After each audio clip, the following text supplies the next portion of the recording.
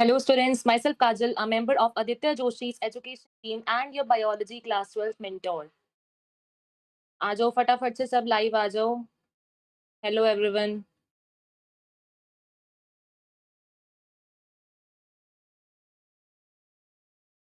Hello everyone.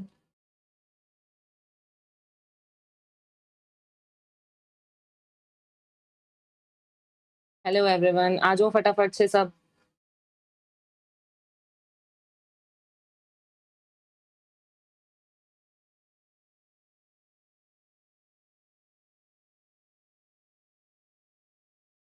Good evening everyone.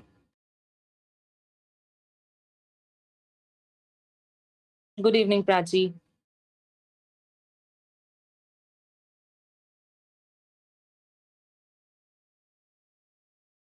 आओ सब फटाफट से जल्दी जल्दी आओ. फिर आज हम बहुत इंटरेस्टिंग टॉपिक जो है एम्स तक के न्यूमेरिकल्स आज हम करने वाले हैं. ठीक है, जो भी पीवाईक्यूज में आए हुए हैं सब. गुड इवनिंग भावना, अभिलिप्सा. हेलो. अभिलिप्सा आज टाइम पे आ गई है. उस दिन लेट हो गए थे ना. Good evening Shalini.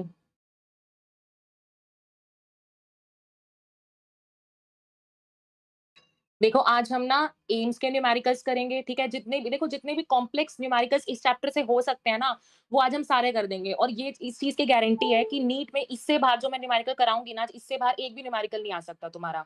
और टेस्ट में जो टेस्ट होने वाला है इस चैप्टर का, उसमें तो मैं आज ये लगा लो 2 क्वेश्चन इसी लेक्चर से मैं दूंगी सेम एज इट इज. ठीक है, तो इसको एंड तक लेक्चर को सारा देखना बिल्कुल अच्छे से. ठीक है, उसके अलावा हम क्रॉसेस के क्वेश्चंस भी करेंगे. फिर पेडिग्री के क्वेश्चंस भी करेंगे. पेडिग्री भी तुम मैक्सिमम 10 सेकंड के अंदर अपनी किसी भी पेडिग्री का तुम आंसर निकाल दोगे. इस तरीके से मैं आपको शॉर्ट की पॉइंट्स की तरह से बताऊंगी, जिससे कि तुम 10 सेकंड के अंदर या 5 सेकंड के अंदर अपनी पेडिग्री को सॉल्व कर लोगे. ठीक है. गुड इवनिंग तराना. गुड इवनिंग हर्ष, निहाल. चलो एंड तक देखना. और तुम ये भी देखना by the end of lecture ना, तुम खुद आज लाइक भी करके जाओगे और खुद से लिख के जाओगे कि यस अब तो जेनेटिक्स का डर लिटरली खत्म हो गया. क्योंकि आज इसके बाहर न्यूमेरिकल्स आ नहीं सकते और इससे मुश्किल तो बिल्कुल भी नहीं आ सकते. ठीक है, तो नीट में किसी भी तरह का लेवल आए, टफ से टफ लेवल भी आएगा ना, तो भी तुम्हारे यहाँ से सब कुछ आज हो जाएगा. ठीक है. तो चलो, और कुछ जो भी नए बच्चे आए हैं उनको मैं थोड़ा पर्सनल मेंटोरशिप के बारे में बता देती हूँ. देखो पर्सनल मेंटोरशिप ना, ये नाम नाम का पर्सनल मेंटोरशिप नहीं है. इससे आपको देखो, इससे साफ पता चल रहा है पर्सनल मेंटोरशिप इसका मतलब कि यहाँ पे आपको एक पर्सनल मेंटोर हर एक बच्चे को असाइन होता है. पर्सनल मेंटोर दिया जाएगा. हर जैसे आप वहाँ पे एनरोल करोगे आपको क्लासरूम्स मिल जाते हैं, वहाँ पे हर एक बच्चे को पर्सनल मेंटोर दिया जाता है. ठीक है, तो ये भी तुम देखो, अभी जो फिलहाल बच्चे जो पर्सनल मेंटोरशिप में एनरोल्ड हैं उनके अभी ही 640 650 जो मार्क्स है वो अभी से ही क्रॉस हो चुके हैं. तो खुद सोचो नीट तक तो वो 700 तो यूं चले जाएंगे. तो अगर तुम्हें भी अभी से देखो, अभी से ऐसा नहीं होता. अभी कुछ बच्चे सोचते होंगे कि अभी तुम्हारे 500 आ रहे हैं, कोई बात नहीं, तब तक तो हो जाएगा लेवल इंक्रीज. ऐसे नहीं होता. Level of question, level of NCERT तो वही सेम रहने वाला है ना. तो अभी से हमें अपने मार्क्स को इंप्रूव करना है, तो इसके लिए तुम्हें पर्सनल मेंटोरशिप जो है बहुत ज्यादा हेल्पफुल होने वाली है. ठीक है, और 712 मार्क्स का पेपर जो था प्रिडिक्टेड था, तुमको पता है. देखो यहाँ पे आपको पर्सनल मेंटोरशिप में डेली टारगेट्स मिलते हैं, 1-to-1 इंटरैक्शन आपको मिलता है. जैसे आप 24/7 जब आप किसी मेंटोर से बात करना चाहो, आप सब कुछ कर सकते हो. ठीक है, आपको एनसीईआरटी बेस्ड डीपीपीज मिलती हैं, फुल सिलेबस टेस्ट आपको मिलते हैं, वो भी 100 प्लस. इसके अलावा आपको 30,000 क्वेश्चन बैंक्स मिलते हैं टॉप मोस्ट एम्स के, या फिर मैं बोलूँ जितने भी टॉप मोस्ट कॉलेजेस हैं इंडिया के, वहां वहां से आपके पास मेंटोर्स हैं, और जो कि आपको अच्छे से ए टू जेड सारी इन्फॉर्मेशन देते हैं. आपको क्या पढ़ना है, कैसे पढ़ना है, कितना पढ़ना है, क्या चीज पढ़नी है. देखो एनसीईआरटी सबके पास है, सबको पता है मैं पढ़ना तो एनसीईआरटी से है, लेकिन क्या पढ़ना है ये किसी को नहीं पता होता.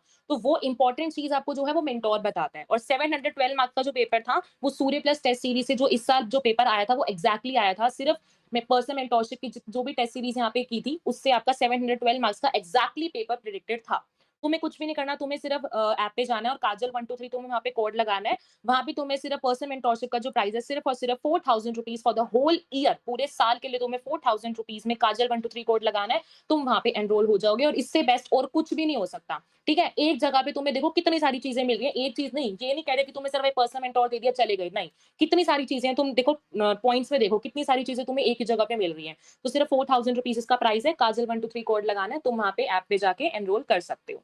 ठीक है, चलो अब हम क्या अपना स्टार्ट करते हैं. देखो प्रिंसिपल ऑफ इनहेरिटेंस का जो हमारा थर्ड पार्ट है, मोस्ट प्रोबेबली हम ट्राई करेंगे कि हमारा चैप्टर आज ही खत्म हो जाए. लेकिन न्यूमेरिकल्स क्वेश्चन देखो मैं तुम्हें दिखाती हूँ. हमारे पास न्यूमेरिकल्स अगर मैं आपको दिखाऊं, हम समरी भी लास्ट में रीड करेंगे। देखो न्यूमेरिकल्स लगभग मेरे पास 41 टाइप ऑफ न्यूमेरिकल्स हैं। 41 में से भी इसके सब पार्ट्स भी हैं, तो अप्रॉक्सिमेटली 50 क्वेश्चंस तक आज चले जाएँगे। हम ट्राई करेंगे कि हमारा सारा हो जाए।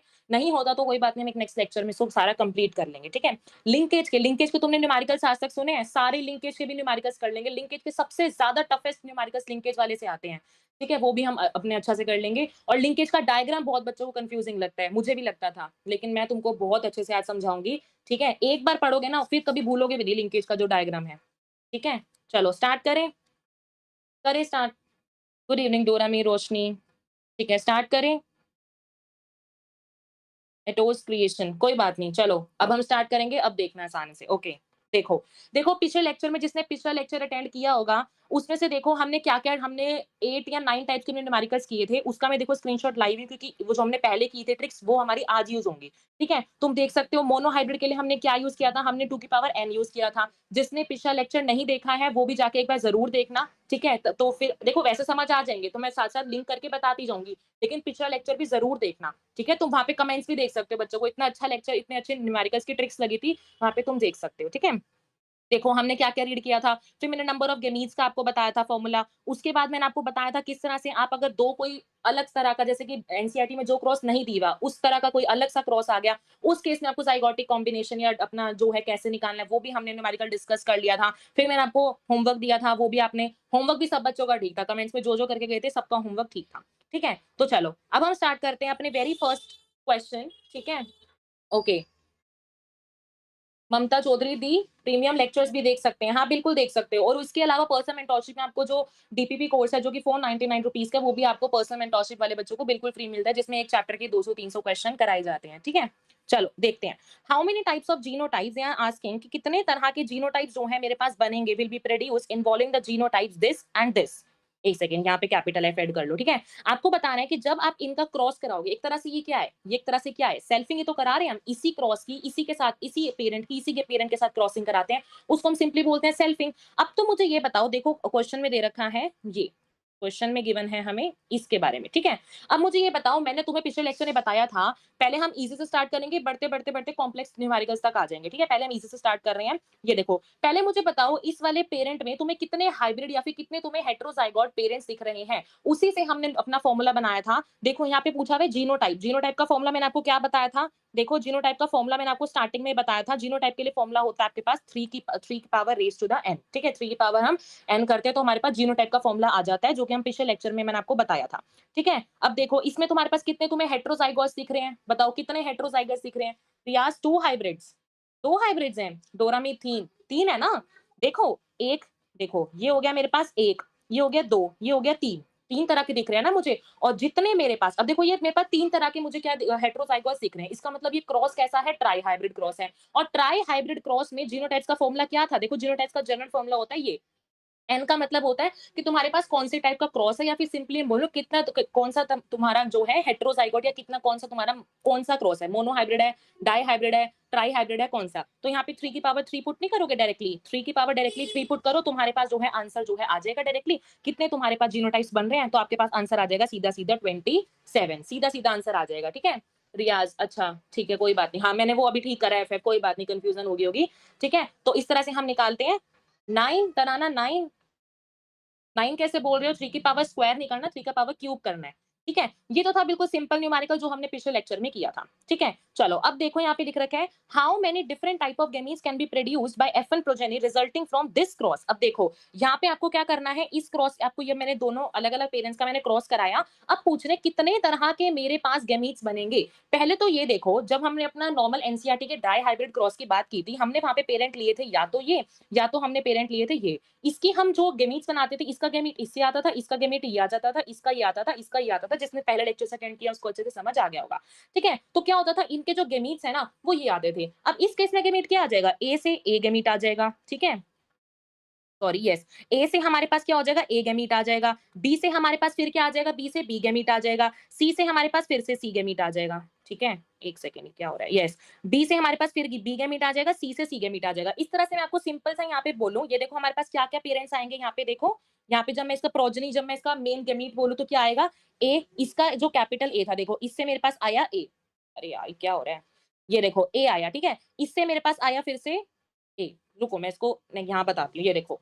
मेरे पास क्या था यहाँ पे देखो, ए था, बी था, सी था और यहाँ पे ये था, ठीक है? कुछ भी नहीं करना, इससे हमारे पास आ जाएगा capital A. What is happening today यार? वेट, इससे हमारे पास आ जाएगा कैपिटल ए, इससे हमारे पास आ जाएगा फिर से बी, इससे आ जाएगा सी। थोड़ा समझ के चलो, पता नहीं आज क्या हो रहा है। चलो समझ गए ना तुम? एक 2 ए से एक ए आ जाएगा, 2 बी से बी आ जाएगा, तो उससे आ जाएगा। तो अल्टीमेटली मेरे पास जो बनेगा, मेरे पास ये जो है गैमीट, मेरे पास जो सिंपली बोलूँ तो मेरे पास जो प्रोजेनी है वो ये बन के आ जाएगी। ठीक है? जैसे ही मेरे पास ये आ गई, क्वेश्चन में क्या पूछा हुआ है, कितने तरह के गैमीट्स मेरे पास बनेंगे। गैमीट्स का फॉर्मूला मैंने बताया था 2 की पावर n कर दोगे तुम्हारे पास गैमीट्स आ जाएंगे। अब मुझे इसमें बताओ कितने तरह के तुम्हें हेटेरोजाइगोट इसमें तुम्हें दिख रहे हैं। देखो ए एक हेटेरोजाइगोट, बी दूसरा हेटेरोजाइगोट, सी तीसरा हेटेरोजाइगोट। तो यहाँ पे कितने तरह के तुम्हें जो है गैमीट्स बनेंगे, 2 की पावर 3 करो, सीधा आंसर आ जाएगा हमारे पास 8, आंसर आ जाएगा बी। ये था सिंपल से वही जो हमने उस दिन किए थे। तभी मैं थोड़े से न्यूमेरिकल्स वो लाई हूँ ताकि तुम्हें थोड़ा रिमेंबर रहे, तो कि तुम थोड़ा यूज्ड टू रहो कि हाँ हमने पिछले लेक्चर में ये किया था। ठीक है? तो समझ में आ गया। ये तो बहुत सिंपल सा था, पिछले लेक्चर का ही पार्ट था। कैसे करना होता है मैंने तुम्हें बता दिया। उनका जो है मेन गैमीट बनाओ। और मैंने तुम्हें ये बताया था जब तुम्हारे पास अगर मान लो अलग-अलग हो, तुम कंफ्यूज हो जाओगे अब कैसे गैमीट बनाएं, उसका भी मैं क्वेश्चन लाई हूँ। लेकिन पिछले लेक्चर में मैंने आपको अच्छे से बताया था कैसे हम इंडिविजुअल क्रॉस करा देते थे, डाई हाइब्रिड में इंडिविजुअल निकाल के फिर हम उनके बीच में क्रॉसिंग करा देते थे। वो आप जानते हो। हाँ, ठीक है, सबका आंसर ठीक है। ठीक है, चलो नेक्स्ट पे आ जाओ। अच्छा, ये आता है हमारे पास एक नया तरह का न्यूमेरिकल जो कि तुमने नहीं करा पिछले लेक्चर में, अब बता रही हूँ। ये देखो क्या दे रखा है, ये न्यूमेरिकल तुम्हारा सेक्स डिटरमिनेशन पे बेस्ड है। ठीक है? देखो क्या क्वेश्चन दे रखा है, what is the probability of 5 daughters to a couple in 5 children. कह रहे हैं कि तुम्हारे पास कितनी प्रोबेबिलिटी रहेगी 5 डॉटर्स की टू अ कपल इन, मतलब 5 चिल्ड्रन है तुम्हारे पास, उसमें से 5 डॉटर्स की जो प्रोबेबिलिटी है वो कितनी रहेगी। देखो कभी भी प्रोबेबिलिटी तुम्हें निकालनी हो ना, प्रोबेबिलिटी के लिए हम क्या करते हैं, हम हमेशा प्रोबेबिलिटी के लिए सिंपल सा ये फॉर्मूला होता है, इसको हम कहते हैं पिक्टोरियल फॉर्मूला। पिक्टोरियल वैसे हमारा मैथ्स में यूज होता है, लेकिन ना सिंपल सी ट्रिक से निकाल सकते हैं। पिक्टोरियल फॉर्मूला क्या कहते हैं हमें, यहाँ पूछा है मेरे से 5 चिल्ड्रन है। अगर देखो कभी भी ऐसे क्वेश्चन दे दिया हो कि पूरी फैमिली है उसमें 10 चिल्ड्रन है, तो मैं लूंगी एन को यहाँ पे 10। ठीक है? मैं यहाँ पे एन को मैं यहाँ इस केस में लूंगी 10। ठीक है, एक सेकेंड। ठीक है, मैं एन को यहाँ पे लेके चलूंगी, मेरे पास यहाँ पे 10। ठीक है यार, क्या हो रहा है ये, वेट वेट मैं दोबारा चलाती हूँ एक बार। चलो हाँ, यहाँ देखो।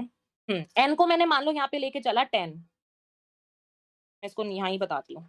पता नहीं आज क्या हो रहा है स्लाइड में। चलो देखो, एन को मैं लेके चली 10। कभी भी ऐसे दे रखा हो ना कि इतनी प्रोजेनी है मेरे पास, तो मैं सिंपल वहाँ पे एन को लेके चलूंगी 10, जितनी मुझे प्रोजेनी दे रखी हो। और अगर मुझसे वहाँ पे क्वेश्चन पूछा हो कि मेरे पास 10 बच्चों का चिल्ड्रन है, उसमें मेरे पास जो मेन है, उसमें जो लड़के हैं वो मेरे पास मान लो 5 है, तो मैं पी को लेके चल लूंगी वहाँ पे 5। अगर उसमें फिर दे रखा हो कि मेरे पास मान लो 3 मेरे पास डॉटर है, तो मैं क्यू को लेके चल लूंगी 3। मतलब पी तुम मेन के लिए यूज कर सकते हो, क्यू जो है तुम किसके लिए यूज कर सकते हो, हमारा डॉटर के लिए यूज कर सकते हो। और एन 10 मैंने क्यों यूज करा, क्योंकि उन्होंने फैमिली में बोल दिया कि फैमिली में 10 चिल्ड्रन होने की प्रोबेबिलिटी है। अब पिक्टोरियल मेथड क्या कहता है, पिक्टोरियल मेथड बोलता है कि ये मेथड हमें कहाँ यूज करना है, जब हमें प्रोबेबिलिटी निकालनी हो। किसकी प्रोबेबिलिटी निकालनी हो, प्रोबेबिलिटी भी हम किसकी निकालेंगे, हमें जब बताना हो इसमें कितने मेन है, इसमें कितनी फीमेल्स हो रही है, ये सब बताना हो, तो वहां पे हम ये फॉर्मूला लगाएंगे। फॉर्मूला क्या कहता है, एन पिक्टोरियल। पिक्टोरियल का मतलब होता है, अगर मान लो मैंने बोला 5, तो 5 का पिक्टोरियल हो जाएगा 5 से नीचे जितने भी नंबर्स है, लाइक 5 4 3 2 1। फिर मैं मान लो मैंने बोला 3 का पिक्टोरियल, 3 का पिक्टोरियल हो जाएगा 3 2 1। ये उसके पिक्टोरियल्स होते हैं। अब मुझे यहाँ पे क्वेश्चन में दे रखा है 5 चिल्ड्रन है, 5 चिल्ड्रन, तो 5 का पिक्टोरियल में कितना यूज करूंगी, 5 4 3 2 1। ठीक है, मैं ये यूज कर लूंगी। ठीक है, पहले मान लो मैंने ये यूज करा। ठीक है, 5 4 3 2 1। उसके बाद देखो नीचे अपॉन में, यस, आज बहुत ही लैग सा हो रहा है। ये देखो 5 4 3 2 1 मैंने यूज करा। उसके बाद आपको नीचे क्या करना है, नीचे मैंने बोला पी। यहाँ पे इन्होंने मेन के बारे में कुछ नहीं बोला। देखो क्वेश्चन में देखो 5 डॉटर्स की ही बात की गई है, मेन की कोई बात नहीं की। यहाँ पे इन्होंने बोला सीधा सीधा 5 डॉटर्स। 5 डॉटर्स बोला है तो मतलब पी को तो मैं यूं ही काट दूं। पी तो मेरे पास चाहे मैं यूज कर भी लूं, मान लो मैं पी को यहाँ पे यूज कर भी लूं, वो तो मेरे पास 0 ही रहने वाला है। ठीक है, क्यू के लिए मैं क्या करूंगी, क्यू के लिए मैं यहाँ पे, और कितनी मुझे डॉटर्स दे रखी है, यहाँ पे मुझे 5 दे रखी है। कितनी डॉटर्स, 5। तो इसका मैं पिक्टोरियल यूज कर लूंगी, यहाँ पे तुम इसको काट सकते हो। क्यू के लिए तुम सिंपल कह सकते हो यहाँ पे, पांच पांच डॉटर के लिए पूछा है तो यहाँ भी हम करेंगे 5 4 3 2 1। ठीक है, 5 डॉटर्स के लिए। और उसके बाद यहाँ पे दे रखा है ब्रैकेट में हाफ, हाफ की पावर कितनी, एन। एन यहाँ पे कितना है, अगेन 5। तुम यहाँ पे जब इसको फॉर्मूला में पुट करोगे ना, प्रोबेबिलिटी वहां से निकल के आ जाएगी। देखो ये थोड़ा एम्स लेवल का क्वेश्चन है, थोड़ा सा कंफ्यूजिंग है। देखो मैं दोबारा बताती हूँ। फॉर्मूला क्या है, फॉर्मूला हमने देख लिया, एन पिक्टोरियल अपॉन में P factorial Q factorial. N क्या है, total children, that means 5 4 3 2 1। Upon में पी पिक्टोरियल, मैन का तो यहाँ पे बात ही नहीं की गई, सिर्फ यहाँ पे बोला हुआ है डॉटर का। डॉटर का बोला है, डॉटर भी कितनी क्वेश्चन में दे रखी है, 5 डॉटर्स। तो यहाँ भी हम क्या यूज करेंगे, 5 4 3 2 1। अपॉन में इनटू में दे रखा है हाफ की पावर 5 करेंगे। 5 क्यों करा हमने हाफ की पावर? क्योंकि यहाँ पे n जो है मीन्स हमारे पास कितनी दे रखी है, यहाँ पे हमें 5 चिल्ड्रन में दे रखा है इसलिए। जैसे ही इसको सॉल्व करोगे ना, हमारे पास यहाँ पे जो आपका आंसर है, प्रोबेबिलिटी जो है वो निकल के आ जाएगी। ये सिंपल सा मेथड है, ठीक है? ये हम इस तरह से निकाल सकते हैं कि हमारे पास जो प्रोबेबिलिटी है वो कितनी हो सकती है उस डॉटर की, या फिर मैन, अभी मैं दिखाऊंगी एक क्वेश्चन आप खुद भी करोगे। इसका सेम एग्जांपल है जहाँ पे मेन फीमेल दोनों का दे रखा है, ठीक है? बताओ समझ में आया? बताओ ये वाला क्वेश्चन समझ में आया? बताओ फटाफट से थम्स अप दे दो, फिर हम ये वाला क्वेश्चन करेंगे। बताओ फटाफट बताओ। हाँ, आंसर सबका ठीक है? ठीक है, ठीक है। हाँ, बस सॉल्व करना है उसको, आंसर हमारे पास आ जाएगा।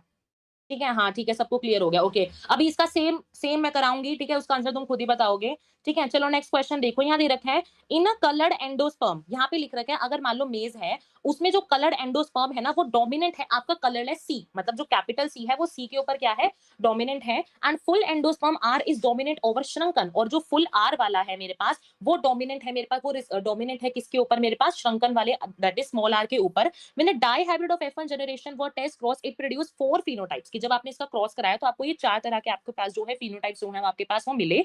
अब आपको बताना है कि कितना, देखो क्वेश्चन दे रखा है, आपको यहाँ पे सिंपल बताना है कि मैप यूनिट, देखो वैसे मैप यूनिट का सिंपल में, मैप यूनिट छोड़ो, अगर आपसे मैं क्वेश्चन पूछूं एक क्रोमोसोम है, उसके ऊपर ए जीन है, बी जीन है, तो मैं सिंपल पूछूं इनके बीच में डिस्टेंस कितना होगा, तो ये चीज निकालने के लिए देखो वेरी सिंपल, बहुत सिंपल इसके लिए होता है हमारे पास। देखो हम इसमें क्या करते हैं, देखो पहली बात तो याद रखो, आपसे आपको पेरेंट्स का दे रखा है, पेरेंट्स देखो यहाँ पे दे रखा है कैपिटल सी, दैट मींस आपके पास पेरेंट्स आपको ये दे रखा होगा, वो और वो भी कौन सा डोमिनेंट है इसके साथ? आर वाला है। सिंपल डाइहाइब्रिड का केस लेके चलो। फिर बोले कलरलेस सी के ऊपर, और किसके ऊपर बोले? श्रंकन के ऊपर, दैट मींस स्मॉलर स्मॉलर लेके चलो। ये तो हो गए मेरे पास दोनों पेरेंट्स। जब मैं इसका क्रॉस कराऊंगी, अब देखो ये क्या है? कलर्ड और full, coloured full, that means ये हो गया मेरे पास पेरेंट की बात होगी।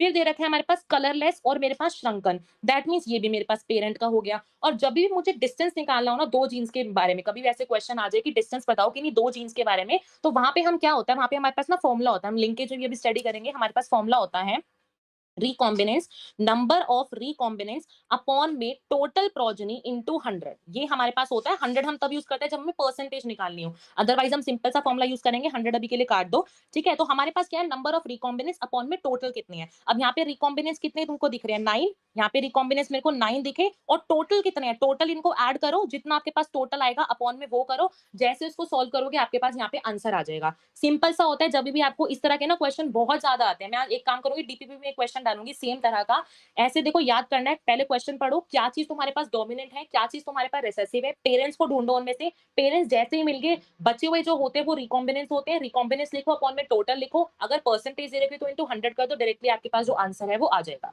ठीक है? वैसे जनरल अगर मैं थोड़ा देखो आइडिया बता दूं, तो उसमें क्या होता है, पेरेंट्स जो होते हैं ना वो ऊपर सबसे लास्ट और फर्स्ट ही होते हैं, जो बीच में होते हैं वो मोस्टली क्या होते हैं? रिकॉम्बिनेंस होते हैं। जब हमने 9:3:3:1 वाली प्रोबेबिलिटी पढ़ी थी, उसमें आपको बताया था 9 और 1 पेरेंटल कैरेक्टर से, 3 और 3 रिकॉम्बिनेंस से, जिसने लेक्चर अटेंड किया उसको पता है ना? बताओ समझ में आई अगला क्वेश्चन? बताओ, बताओ, बताओ, थम्स अप दे दो फिर से। अच्छा पहले वाला सबको समझ आ गया, अच्छा ये वाला बताओ सबको समझ आया? बताओ, फिर नेक्स्ट टाइप का तुम खुद करोगे, पिछले लेक्चर से था, बताओ, बताओ सब बताओ। फटाफट से रिप्लाई देना, ठीक है? क्योंकि आज बहुत सारे न्यूमेरिकल्स हैं, ठीक है? रियाज़ ये फॉर्मूला मैं आंसर इसके ना साथ में जब पीडीएफ तुम्हें प्रोवाइड होती है ना, लास्ट में इसके आंसर या तो मार्क करके दे दूँगी, ठीक है? अभी कैलकुलेशंस थी इसलिए करी नहीं है, ठीक है? जब आंसर दूँगी मैं पीडीएफ में प्रोवाइड कर दूँगी, ठीक है? सिंपल ऐसे हमें करना होता है। चलो नेक्स्ट ये बताओ, calculate the number of genotypes of population if the character is controlled by one gene that has 10 alleles. पहले तो ये बता दो ये किसका एग्जांपल है? पहले ये बताओ ये किसका एग्जांपल है?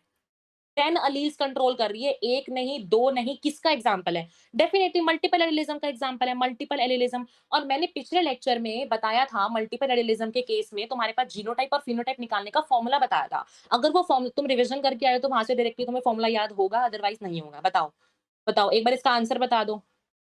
देखो मैंने, अगर तुमको याद हो जीनोटाइप का फॉर्मूला मल्टीपल एलिलिज्म के केस में, वैसे 3 की पावर n होता है। हाँ, ठीक है, प्राची का ठीक है, ठीक है। तो क्या होता है जीनोटाइप के केस में क्या होता था, वैसे 3 की पावर n होता था, लेकिन मल्टीपल एलिलिज्म के केस में मैंने एक नया फॉर्मूला बताया था, दैट इज़ दिस। ये फॉर्मूला बताया था, अगर आपको याद हो तो। यहाँ पे डायरेक्टली 10 पुट करना है, आंसर आ जाएगा। बहुत सिंपल सा था। और फिनोटाइप के लिए क्या फॉर्मूला बताया था, कोई बताएगा? फिनोटाइप के लिए, जीनोटाइप को तो मैंने बता दिया। फिनोटाइप का फॉर्मूला बताओ, बताओ, बताओ, बताओ, फिनोटाइप के लिए फॉर्मूला बताओ।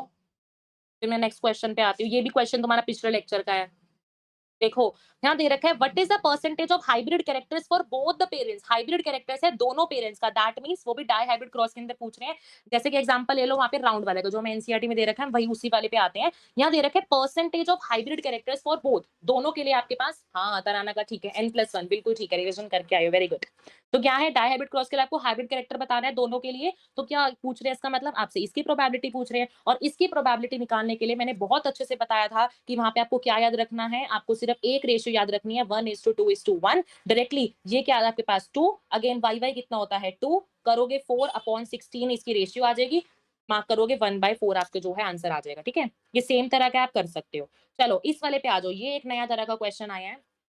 This is a new type of numerical. देखो, हाँ ठीक है, डोरामी, रियाज, प्राची, ठीक है, सबका ठीक है। चलो देखो, अब ये एक नया आया है, इसमें है, इसमें दे रखा है जीनोटाइप, स्मॉल ए सारे स्मॉल वाले दे रखे हैं आपको। ये आपके पास ना पॉलीजेनिक, जो आपके पास पॉलीजेनी वाला होता है ना, उसका न्यूमेरिकल का एग्जांपल है। ठीक है, ये देखो, ये कह रहे हैं कि ये जो हमारे पास ये है, ये 100 ग्राम प्रोड्यूस कर रहा है। दैट मींस, ये ध्यान से समझना, कान खोल के, ये कह रहे हैं कि जब मान लो मेरे पास सारी की सारी रिसेसिव जीन्स है, ये केस मान के चल रहे हैं कि मान लो मेरे पास एक केस है जिसमें मेरे पास सारी की सारी रिसेसिव जीन्स है, वो मेरे पास कितने टमेटोज प्रोड्यूस कर रही है, 100 ग्राम।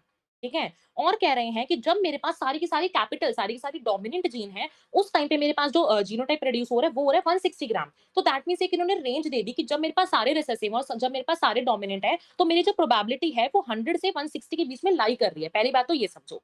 फिर पूछ रहे हैं what is the contribution of each polygene in the production of tomatoes. कह रहे हैं कि हर, मान लो मेरे पास ए है, बी है, तो कह रहे हैं हर एक जीन की तुम्हें प्रोबेबिलिटी बताने की कितनी होगी। वो निकालने के लिए देखो, सिंपल सी बात बताती हूँ, कभी भी तुम्हें कंट्रीब्यूशन निकालना हो ना, कि कंट्रीब्यूशन कितना होगा, कुछ भी नहीं करना, रेंज लो, रेंज को माइनस कर दो, दैट मींस 160 माइनस 100 कर दो, अपॉन में number of polygenes. Number of polygenes यहाँ पे कितनी है, 1 2 3 4 5 6, 6 सीधा करोगे आंसर आ जाएगा 60/6 क्या आ गया 10, दैट मींस 10 ग्राम। ये होता है आपके पास कंट्रीब्यूशन निकालने का, कि हर एक जीन का पॉलीजेनी के अंदर कितना कंट्रीब्यूशन रहता है। क्या फॉर्मूला आएगा, रेंज लिखो, अपॉन में नंबर ऑफ पॉलीजीन्स लिख लो, कि तुम्हारे पास कितनी जो है पॉलीजीन्स है। अभी इसका जो यूज है ना, एक कॉम्प्लेक्स न्यूमेरिकल में कराऊंगी, फिलहाल ये समझो कंट्रीब्यूशन कैसे निकालते हैं। ठीक है, चलो अब आ जाओ हमारे इस वाले न्यूमेरिकल पे। सी, ये सबको समझ आया, बताओ कंट्रीब्यूशन निकालना सबको समझ आया, बताओ। अभी अब देखो, हाँ यही वाला न्यूमेरिकल है शायद हमारा, what proportion will show the genotype. नहीं, ये वाला नहीं है। ठीक है, अभी न्यूमेरिकल ये वाला सेम दिखाऊंगी, वहां ये जो फॉर्मूला है वो यूज होगा। चलो देखो, अ प्लांट विद, ठीक है, okay, very good Prachi, Doremi, Shalini, ठीक है। चलो देखो, a plant with genotype this is self pollinated. Again आपने क्या करा, उसको सेल्फ पॉलिनेटेड कर दिया। What proportion of the progeny will show the genotype. ये आपसे पूछ रहे कि इसमें से कितनी ऐसी जो प्रोजेनी होगी, जो इसमें से ये आपके पास प्रोबेबिलिटी शो करने वाली है। वेरी वेरी सिंपल, जिसने पहला लेक्चर देखा है वो बता देगा। अच्छा एलिसा पे ये क्वेश्चन कर दो प्लीज, उसके बाद करती हूँ। ठीक है, फ्लो बन गया ना इसलिए। ठीक है, चलो देखो, अब क्या है, ये देखो, ए A, B B, C C, D D, आपने क्या करानी है, इनकी क्रॉसिंग करानी है। और किसके साथ, इसी के साथ आपने क्रॉसिंग करानी है। अल्टीमेटली आपको जो प्रोजनी है वो ये प्रोड्यूस करानी है। अब अगर तुम ये क्वेश्चन करने गए ना, नीट का पेपर तो मतलब फिजिक्स भी नहीं होने वाली, केमिस्ट्री भी नहीं होने वाली, जोलॉजी भी नहीं होने वाली, बायो के बाकी क्वेश्चंस भी नहीं होने वाले। अगर तुम ऐसे करने बैठ गए, इसका गैमीट बनाओगे, फिर इसका गैमीट बनाओगे, फिर सॉल्व करने लग जाओगे, पागल हो जाओगे। इसलिए मैंने तुम्हें एक चीज बताई थी, अगर तुम्हें ध्यान हो पहले वाले लेक्चर से, एक चीज आपको मैंने बताई थी, कभी भी इस तरह के क्वेश्चन हो तुम क्या करते हो, ये देखो आपको मैंने बताया था। सी, यहाँ पे मैं आपको बताया था क्या करना है आपको। सबसे पहले पहले वाला पेरेंट लो, मींस अगर आपको कोई अलग तरह का क्रॉस दे रखा हो, इसकी क्रॉसिंग कराओ इस वाले के साथ, और इसकी क्रॉसिंग कराओ इस वाले के साथ। अल्टीमेटली उन दोनों को मल्टीप्लाई कर दो, आपके पास जो है आंसर वो आ जाएगा। देखो कैसे करना है, ये देखो, आपको करानी है ए की क्रॉसिंग, आपको करानी है, उसके बाद आपको ये प्रोड्यूस कराना है। सिंपल क्रॉसिंग कराओ, देखो ए की क्रॉसिंग ए से कराओगे, डेफिनेटली 1 तो आ जाएगा, 1 लिख दो। उसके बाद बीबी की क्रॉसिंग बीबी से कराओ, ये कितने प्रपोर्शन में आ रहे हैं उसको मल्टीप्लाई करो। फिर उसके बाद इसकी क्रॉसिंग इससे कराओ, जितने प्रपोर्शन में वो आ रहे हैं उसको मल्टीप्लाई करो। फिर उसके बाद इसकी इससे क्रॉसिंग कराओ, सिंपल क्रॉसिंग तो सबको करनी आती है ना, उसको यहाँ मल्टीप्लाई करो, आंसर आ जाएगा। प्रोबेबिलिटी खुद निकाल के आओगे। बताओ, बताओ, सिंपल समझ आया। तभी मैंने पिछले लेक्चर बोला था अटेंड करना, सिंपल सा है, ये क्वेश्चन करने बैठोगे नहीं होगा जब तक, अगर तुम्हें वो ट्रिक नहीं पता ये किस तरह से ट्रिक करनी है, तभी तुम्हें वो वाली बात जो है समझ में आएगी। सिंपल बताओ, समझ में आ गया ना सबको। ठीक है, अभिलिप्सा को समझ आ गया। हाँ, एलिसा पूछ रही थी, ये वाला क्वेश्चन पूछ रही थी ना? हाँ। देखो एलिसा, इसमें कुछ भी नहीं करना, इसमें सिंपल कह रहे हैं कि अगर मान लो मेरे पास सारी की सारी जीन्स डोमिनेंट है, तो मेरे पास कितनी प्रोबेबिलिटी मुझे आ रही है, 160 ग्राम के टोमेटोज़ प्रोड्यूस हो रहे हैं। और अगर मेरे पास सारी की सारी रिसेसिव जीन है, तो मेरे पास 100 ग्राम प्रोड्यूस हो रहे हैं। तो इन्होंने पूछा है कि एक जीन का कंट्रीब्यूशन बताओ, तो कैसे बताओगे उस जीन का कंट्रीब्यूशन? वो तुम्हें पता चलेगा जब तुम दोनों को माइनस कर दो। क्योंकि देखो, एट मोस्ट प्रोबेबिलिटी तुम्हारी यही बन सकती है, या तो सारे डोमिनेंट है, तो सारे रिसेसिव है। बीच वाली जीन्स की बात हम आगे करेंगे, क्वेश्चन है उसका।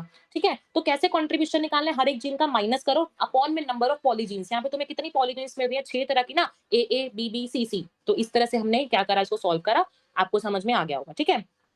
चलो, नेक्स्ट क्वेश्चन देखते हैं। A plant with F1 generation with phenotype AABC on selfing of this, what is the phenotypic ratio in the F2 generation? देखो, अब यहाँ पे ना इस क्वेश्चन का ना सॉल्व करने के दो तरीके होते हैं, लेकिन जो पहला तरीका मैं बताऊंगी ना, वो हर में फॉलो नहीं होता।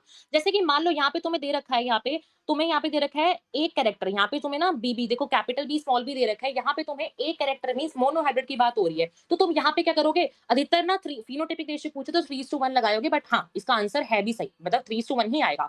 लेकिन क्या तुम मुझे एक बात बताओ कि अगर तुमने मान लो मोनो हाइब्रिड देखा, डाई हाइब्रिड देखा, वो सब देखा, तो तुम डायरेक्ट आंसर मार्क करके आ जाओगे। क्या तुम्हें ट्राई हाइब्रिड रेशियो की जीनोटाइपिक फिनोटाइपिक रेशियो निकालनी आती है? नहीं आती ना। तो उस केस में वो फॉर्मूला बिल्कुल गलत हो जाएगा। उस केस में वो फॉर्मूला गलत हो जाएगा और फिर तुम्हारे वहां पे रोने बैठ जाओगे नीट में। बट ऐसा हमें नहीं करना, इसलिए गैमेट्स बना के चलना है। ठीक है? पहला तरीका कर सकते हो, अगर मोनो हाइब्रिड डाई हाइब्रिड आ गया तो। नहीं होता तो दूसरा तरीका देखो। इसमें हमें देखो कुछ भी नहीं करना होता, यहाँ पे हमें सिंपल सा लेना है। जैसे कि यहाँ पे देखो, कैपिटल ए है, कैपिटल ए है, कैपिटल बी है। इससे हमारे पास गेमीज क्या बन सकते हैं? देखो, इससे हमारे पास दो तरह के गेमीज बन सकते हैं। एक कैपिटल ए से तो हमारे पास एक सिंगल ए आ जाएगा। कैपिटल ए से हमारे पास क्या होगा? यहाँ पे सिंगल ए आ जाएगा। ठीक है? उसके बाद फिर हमारे पास कैपिटल बी स्मॉल बी से एक बार हमारे पास कैपिटल बी आ जाएगा, एक बार मेरे पास क्या आ जाएगा? स्मॉल बी आ जाएगा। ठीक है? अगर तुम समझ रहे हो, यहाँ पे देखो, कैपिटल ए से एक बार कैपिटल ए आ जाएगा और कैपिटल बी स्मॉल बी से एक बार ये वाला गैमेट बन सकता है और एक बार मेरे पास ये वाला गैमेट बन सकता है। दो ही तो केसेस है ना इसके। देखो, तुम खुद देखो, इस वाले गैमेट्स में मेरे पास क्या-क्या केस बन सकता है? कैपिटल ए से एक ए आ जाए, कैपिटल बी स्मॉल बी से एक बार बी उधर चला जाए, एक बार स्मॉल बी उधर चला जाए और कैपिटल सी एक ही सी आ सकता है। तो दैट मीन्स दो प्रोबेबिलिटी बन सकती है। अब मान लो मैंने यहाँ पे पुनेट स्क्वायर बनाना है, यहाँ पे मैंने सिंपल सा अपना पुनेट स्क्वायर बनाया। पुनेट स्क्वायर मैंने जैसे ही बनाया, अब तुम खुद देखो यहाँ पे कितनी प्रोबेबिलिटी तुम्हारी आ सकती है। ठीक है? मैं यहाँ बना देती हूँ, ऊपर पता नहीं क्या हो रहा है। ये देखो, प्रोबेबिलिटी देखो क्या आ सकती है यहाँ पे हमारे पास, एबीसी एक तो हमारे पास ये आ सकता है। उसके बाद मैं इसकी क्रॉसिंग कराऊंगी, एबीसी ये आ सकता है। उसके बाद देखो हमारे पास थर्ड चीज क्या आ सकती है यहाँ पे, सी थर्ड चीज हमारे पास ये आ सकती है। और उसके बाद हमारे पास क्या चीज आ सकती है यहाँ पे, ए बी सी और हमारे पास ए बी सी। अब तुम देखो यहाँ पे फिनोटाइप अगर मैं जज करूं, जैसे मान लो मैंने बोला ए जीन मेरे पास उस फिनोटाइप के लिए, बी जीन मेरे पास दूसरे फिनोटाइप के लिए। अब तुम इसका खुद रेशियो बता सकते हो मुझे? यहाँ पे रेशियो देख के बता सकते हो? कमेंट से मुझे बता दो। रेशियो तुम अब जीन्स के हेल्प से निकाल सकते हो। देखो, वैसे सिंपल सा फॉर्मूला होता है, मोनोहाइब्रिड डाइहाइब्रिड के लिए क्या करना होता है, रेशियो डायरेक्टली वहां पे कर सकते हो। लेकिन मान लो अगर ट्राई हाइब्रिड क्रॉस आ गया, फिर क्या करोगे? है ना? चलो बताओ, बताओ इसका कितना रेशियो निकाल के आओगे? बताओ बताओ बताओ, साफ साफ दिख रहा है, बताओ क्या रेशियो निकालोगे? अच्छा, एलिजा क्लियर, डोरामीन, ठीक है ठीक है। अच्छा, आंसर बता रहे हो अभिलिप्सा ए, बिल्कुल ठीक है। यहाँ पे हमारा आंसर आ जाएगा, यहाँ पे हमारे पास 3:1, बिल्कुल सिंपल सा है। ठीक है? समझ में आ रहा है ना सबको? अच्छा हाँ, ये वाला क्वेश्चन आ गया जो प्राची ने पूछा था, आई थिंक हमारे पास। हाँ, ये वाला क्वेश्चन देखो, जहाँ पे तुम्हारे पास इंटरमीडिएट वाली चीजें भी आ जाएंगी, वो हमें कैसे सोल्व करनी होती है। अब ये देखो, देखो इंटरमीडिएट वाली चीजें हमें कैसे करनी होती है। यहाँ पे हमें दे रखा है, अच्छा ठीक है, सबको समझ आ गया, रियाज तराना शालिनी, ठीक है। चलो देखो, जीनोटाइप विद दिस, अब ये देखो यहाँ पे सेम क्वेश्चन है। यहाँ पे इन्होंने बोला कि जब मेरे पास सारी की सारी कैपिटल जीन्स है, तो मेरे पास आया 160, सेम डेटा है। और जब मेरे पास सारी की सारी स्मॉल जीन्स है, तब मेरे पास है 100। अब मुझे निकालना है, मैं फर्स्ट पार्ट का बताऊंगी, सेकंड पार्ट का आंसर तुम खुद दोगे। फर्स्ट पार्ट देखो, capital A, capital B small b, capital C and capital C का आपको निकालना है। अब देखो, अगर मान लो मैंने अभी क्या बताया था ऊपर, अभी कंट्रीब्यूशन बताया था एक जीन का, कितना निकल के आया था मेरे पास? 10। हम ऊपर कर चुके हैं, मैंने जब अपना कंट्रीब्यूशन निकाला था एक जीन का, जब हमने कंट्रीब्यूशन किया था, तो हमारे पास कितना निकल के आया था? एक जिनका कंट्रीब्यूशन आया था हमारे पास 10। ठीक है? अब मुझे बताना है कि मेरे पास कितनी हाइट होगी, किस केस में पूछ रहे हैं, capital A, capital B small b और कैपिटल सी की। अब मुझे एक बात बताओ, इसमें तुम्हें कितनी कैपिटल जीन्स दिख रही है? फर्स्ट पार्ट में तुम्हें कितने डोमिनेंट जीन्स दिख रहे हैं? ए 2 3 4 5। 5 मुझे तो 5 दिख रहे हैं डोमिनेंट, तुम्हें कितने दिख रहे हैं? 5 ही दिख रहे होंगे ना? चलो, तो मुझे यहाँ पे कितने दिख रहे हैं, मुझे 5 तरह के डोमिनेंट जीन्स मुझे यहाँ पे दिख रहे हैं। अगर अब केस कंसीडर करके चलो, यहाँ पे क्या दे रखा है कि अगर मान लो तुम्हारे पास सारे कैपिटल है, उस केस में मेरे पास 160 सेंटीमीटर प्रोड्यूस हो रहा है। दैट मीन्स मैं फर्स्ट वाले पार्ट में कैसे कर सकती हूँ, 160 माइनस में एक मेरे पास रिसेसिव दिख रही है, देखो स्मॉल बी वाली देखो रिसेसिव है, इसका मतलब मुझे यहाँ पे 10 माइनस नहीं करना पड़ेगा, क्योंकि हर एक जीन की मेरे पास कितनी है, 10-10 है, और मेरे पास जब सारी डोमिनेंट है तब मेरे पास 160 है। एक बेचारी इसमें रिसेसिव वाली घुस गई तो मुझे उसको माइनस नहीं करना पड़ेगा। तो कितना कंट्रीब्यूशन आ जाएगा फर्स्ट पार्ट का, 150। ये एम्स का क्वेश्चन है, देखो थोड़ा बहुत कंफ्यूजिंग होंगे, बट अगर मैं तुम्हारे लिए एफर्ट्स कर रही हूँ, क्वेश्चन ला रही हूँ, करवा रही हूँ, तुम्हें भी करना है, ठीक है। By the end of lecture तुम आज खुद देखना, तुम खुद लिख के जाओगे, अब तो जेनेटिक्स का डर मैम लिटरली खत्म हो गया। बताओ सबको समझ आया? चलो सेकंड पार्ट का आंसर बता दो, सेकंड पार्ट का आंसर बता दो। कुछ भी नहीं करना, 160 में से माइनस करो जितनी रिसेसिव जीन्स दिख रही हैं, बताओ। बताओ, बताओ, बताओ, बताओ। फटाफट से आंसर बताओ इसका, सिंपल सा है, 160 में से माइनस करना जितनी रिसेसिव जीन्स दिख रही है, हर एक रिसेसिव जीन का कंट्रीब्यूशन कितना है। हाँ, रियाज़ का ठीक है, 130 बिल्कुल ठीक है। कैसे करा हमने यहाँ पे, 160 में से माइनस कर दिया किसको, 30 को, 30 क्यों माइनस करा हमने, 30 क्यों माइनस करा हमने यहाँ पे, स्मॉल ए, और हमारे पास 3 रिसेसिव जीन्स दिख रही है, इससे हम 30 माइनस करा, योर आंसर विल बी 130। ठीक है, चलो। रियाज को ही समझ आया है क्या बस, बाकी बाकी कहाँ गए? हाँ, डोरामी, प्राची, एलिजा, अच्छा ठीक है, वेरी गुड, वेरी गुड। चलो अब ये देखते हैं हम यहाँ पे, देखो यहाँ पे दे रखा है, ये भी तुमसे हो जाएगा। चलो देखो, यहाँ पे दे रखा है, तुमने ना इन दोनों की क्रॉसिंग कराई, और जब तुमने इनकी क्रॉसिंग कराई, what will be the ratio of respective 4 combination red tall, red dwarf, white tall and white dwarf. देखो ये वाला मैंने यहाँ पे कर रखा है, ये देखो कुछ भी नहीं करना तुम्हें, यहाँ पे 2 पेरेंट्स मैंने यहाँ पे लिख लिए, ठीक है, इनकी क्रॉसिंग करा रखे हैं, तुमने अभी क्वेश्चन देखा है, क्रॉसिंग कराओ। देखो इसका गैमीट तो सिर्फ मेरे पास यही वाला बन सकता है, और इसका गैमीट मेरे पास 4 तरह के गैमीट्स बन सकते हैं। गैमीट सबको बनाने आते हैं ना? सबको, हाँ ठीक है, भावना, शालिनी, सबका ठीक है, ठीक है। इसका मेरे पास एक ही गैमीट बन सकता है, इसका मेरे पास 4 तरह के गैमीट्स बन सकते हैं। जब मैं इनकी सेल्फिंग कराऊँगी, मेरे पास क्या आंसर बनते हुए आएँगे, देखो जैसे कि कैपिटल आर, ये मेरे पास आंसर बनेगा, उसके बाद ये आंसर बन सकता है, उसके बाद मेरे पास ये आंसर बन सकता है, एंड अगेन मेरे पास ये आंसर बन सकता है, ठीक है। क्वेश्चन में देखो क्या पूछा है आपसे, प्रोबेबिलिटी पूछी है किसकी, रेड टॉल की, रेड ड्वार्फ की, व्हाइट टॉल की और व्हाइट ड्वार्फ की। अब मुझे इसका आंसर बता दो कितनी कितनी प्रोबेबिलिटी, F1 में पूछी है पहले बात तो, ठीक है, यहाँ पे आपसे F1 में प्रोबेबिलिटी पूछी है। अब ये बता दो इसका आंसर क्या मार्क करके आओगे, बताओ। इसका आंसर बता दो। देखो सारी प्रोबेबिलिटी देखो कितने तुम्हें रेशियो में दिख रही है, बताओ इसका आंसर बताओ, कितनी प्रोबेबिलिटी दिख रही है, फटाफट से इसका आंसर बताओ।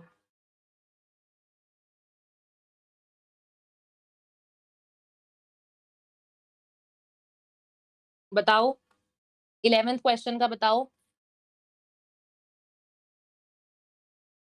कितनी प्रोबेबिलिटी दिख रही है? 1, ठीक है, 1 का मतलब 4th, 1 ऑप्शन कह रहे हो, क्या कह रहे हो? 1 ऑप्शन कह रहे हो, 1 प्रोबेबिलिटी कह रहे हो?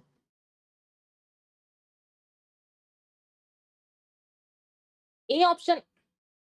9:3:3:1 कब लेते थे हम? जब हम अपने मेंडल के प्योर लाइन्स यूज़ करते थे, या यहाँ पे तुम्हें प्योर लाइन्स यूज़ दिख रहे हैं?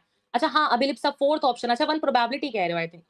एलिज़ा ऑप्शन कह रही है, नहीं ऑप्शन नहीं है, 1 इसका ये आंसर आएगा, 4:1, 1:1:1 करोगे तब ये आंसर आएगा। यहाँ पे तुम 9:3:3:1 तब यूज़ करोगे ना, जब मेंडल ने क्या यूज़ किया था, प्योर लाइन्स यूज़ की थी। प्योर लाइन्स का मतलब मैंने बताया था कि या तो मेंडल अगर मान लो इस केस में ये यूज़ करता, या तो मेंडल इस केस में ये यूज़ करता। अब क्या तुम्हें ये पेरेंट और ये पेरेंट सेम दिख रहे हैं? तो 9:3:1 कैसे?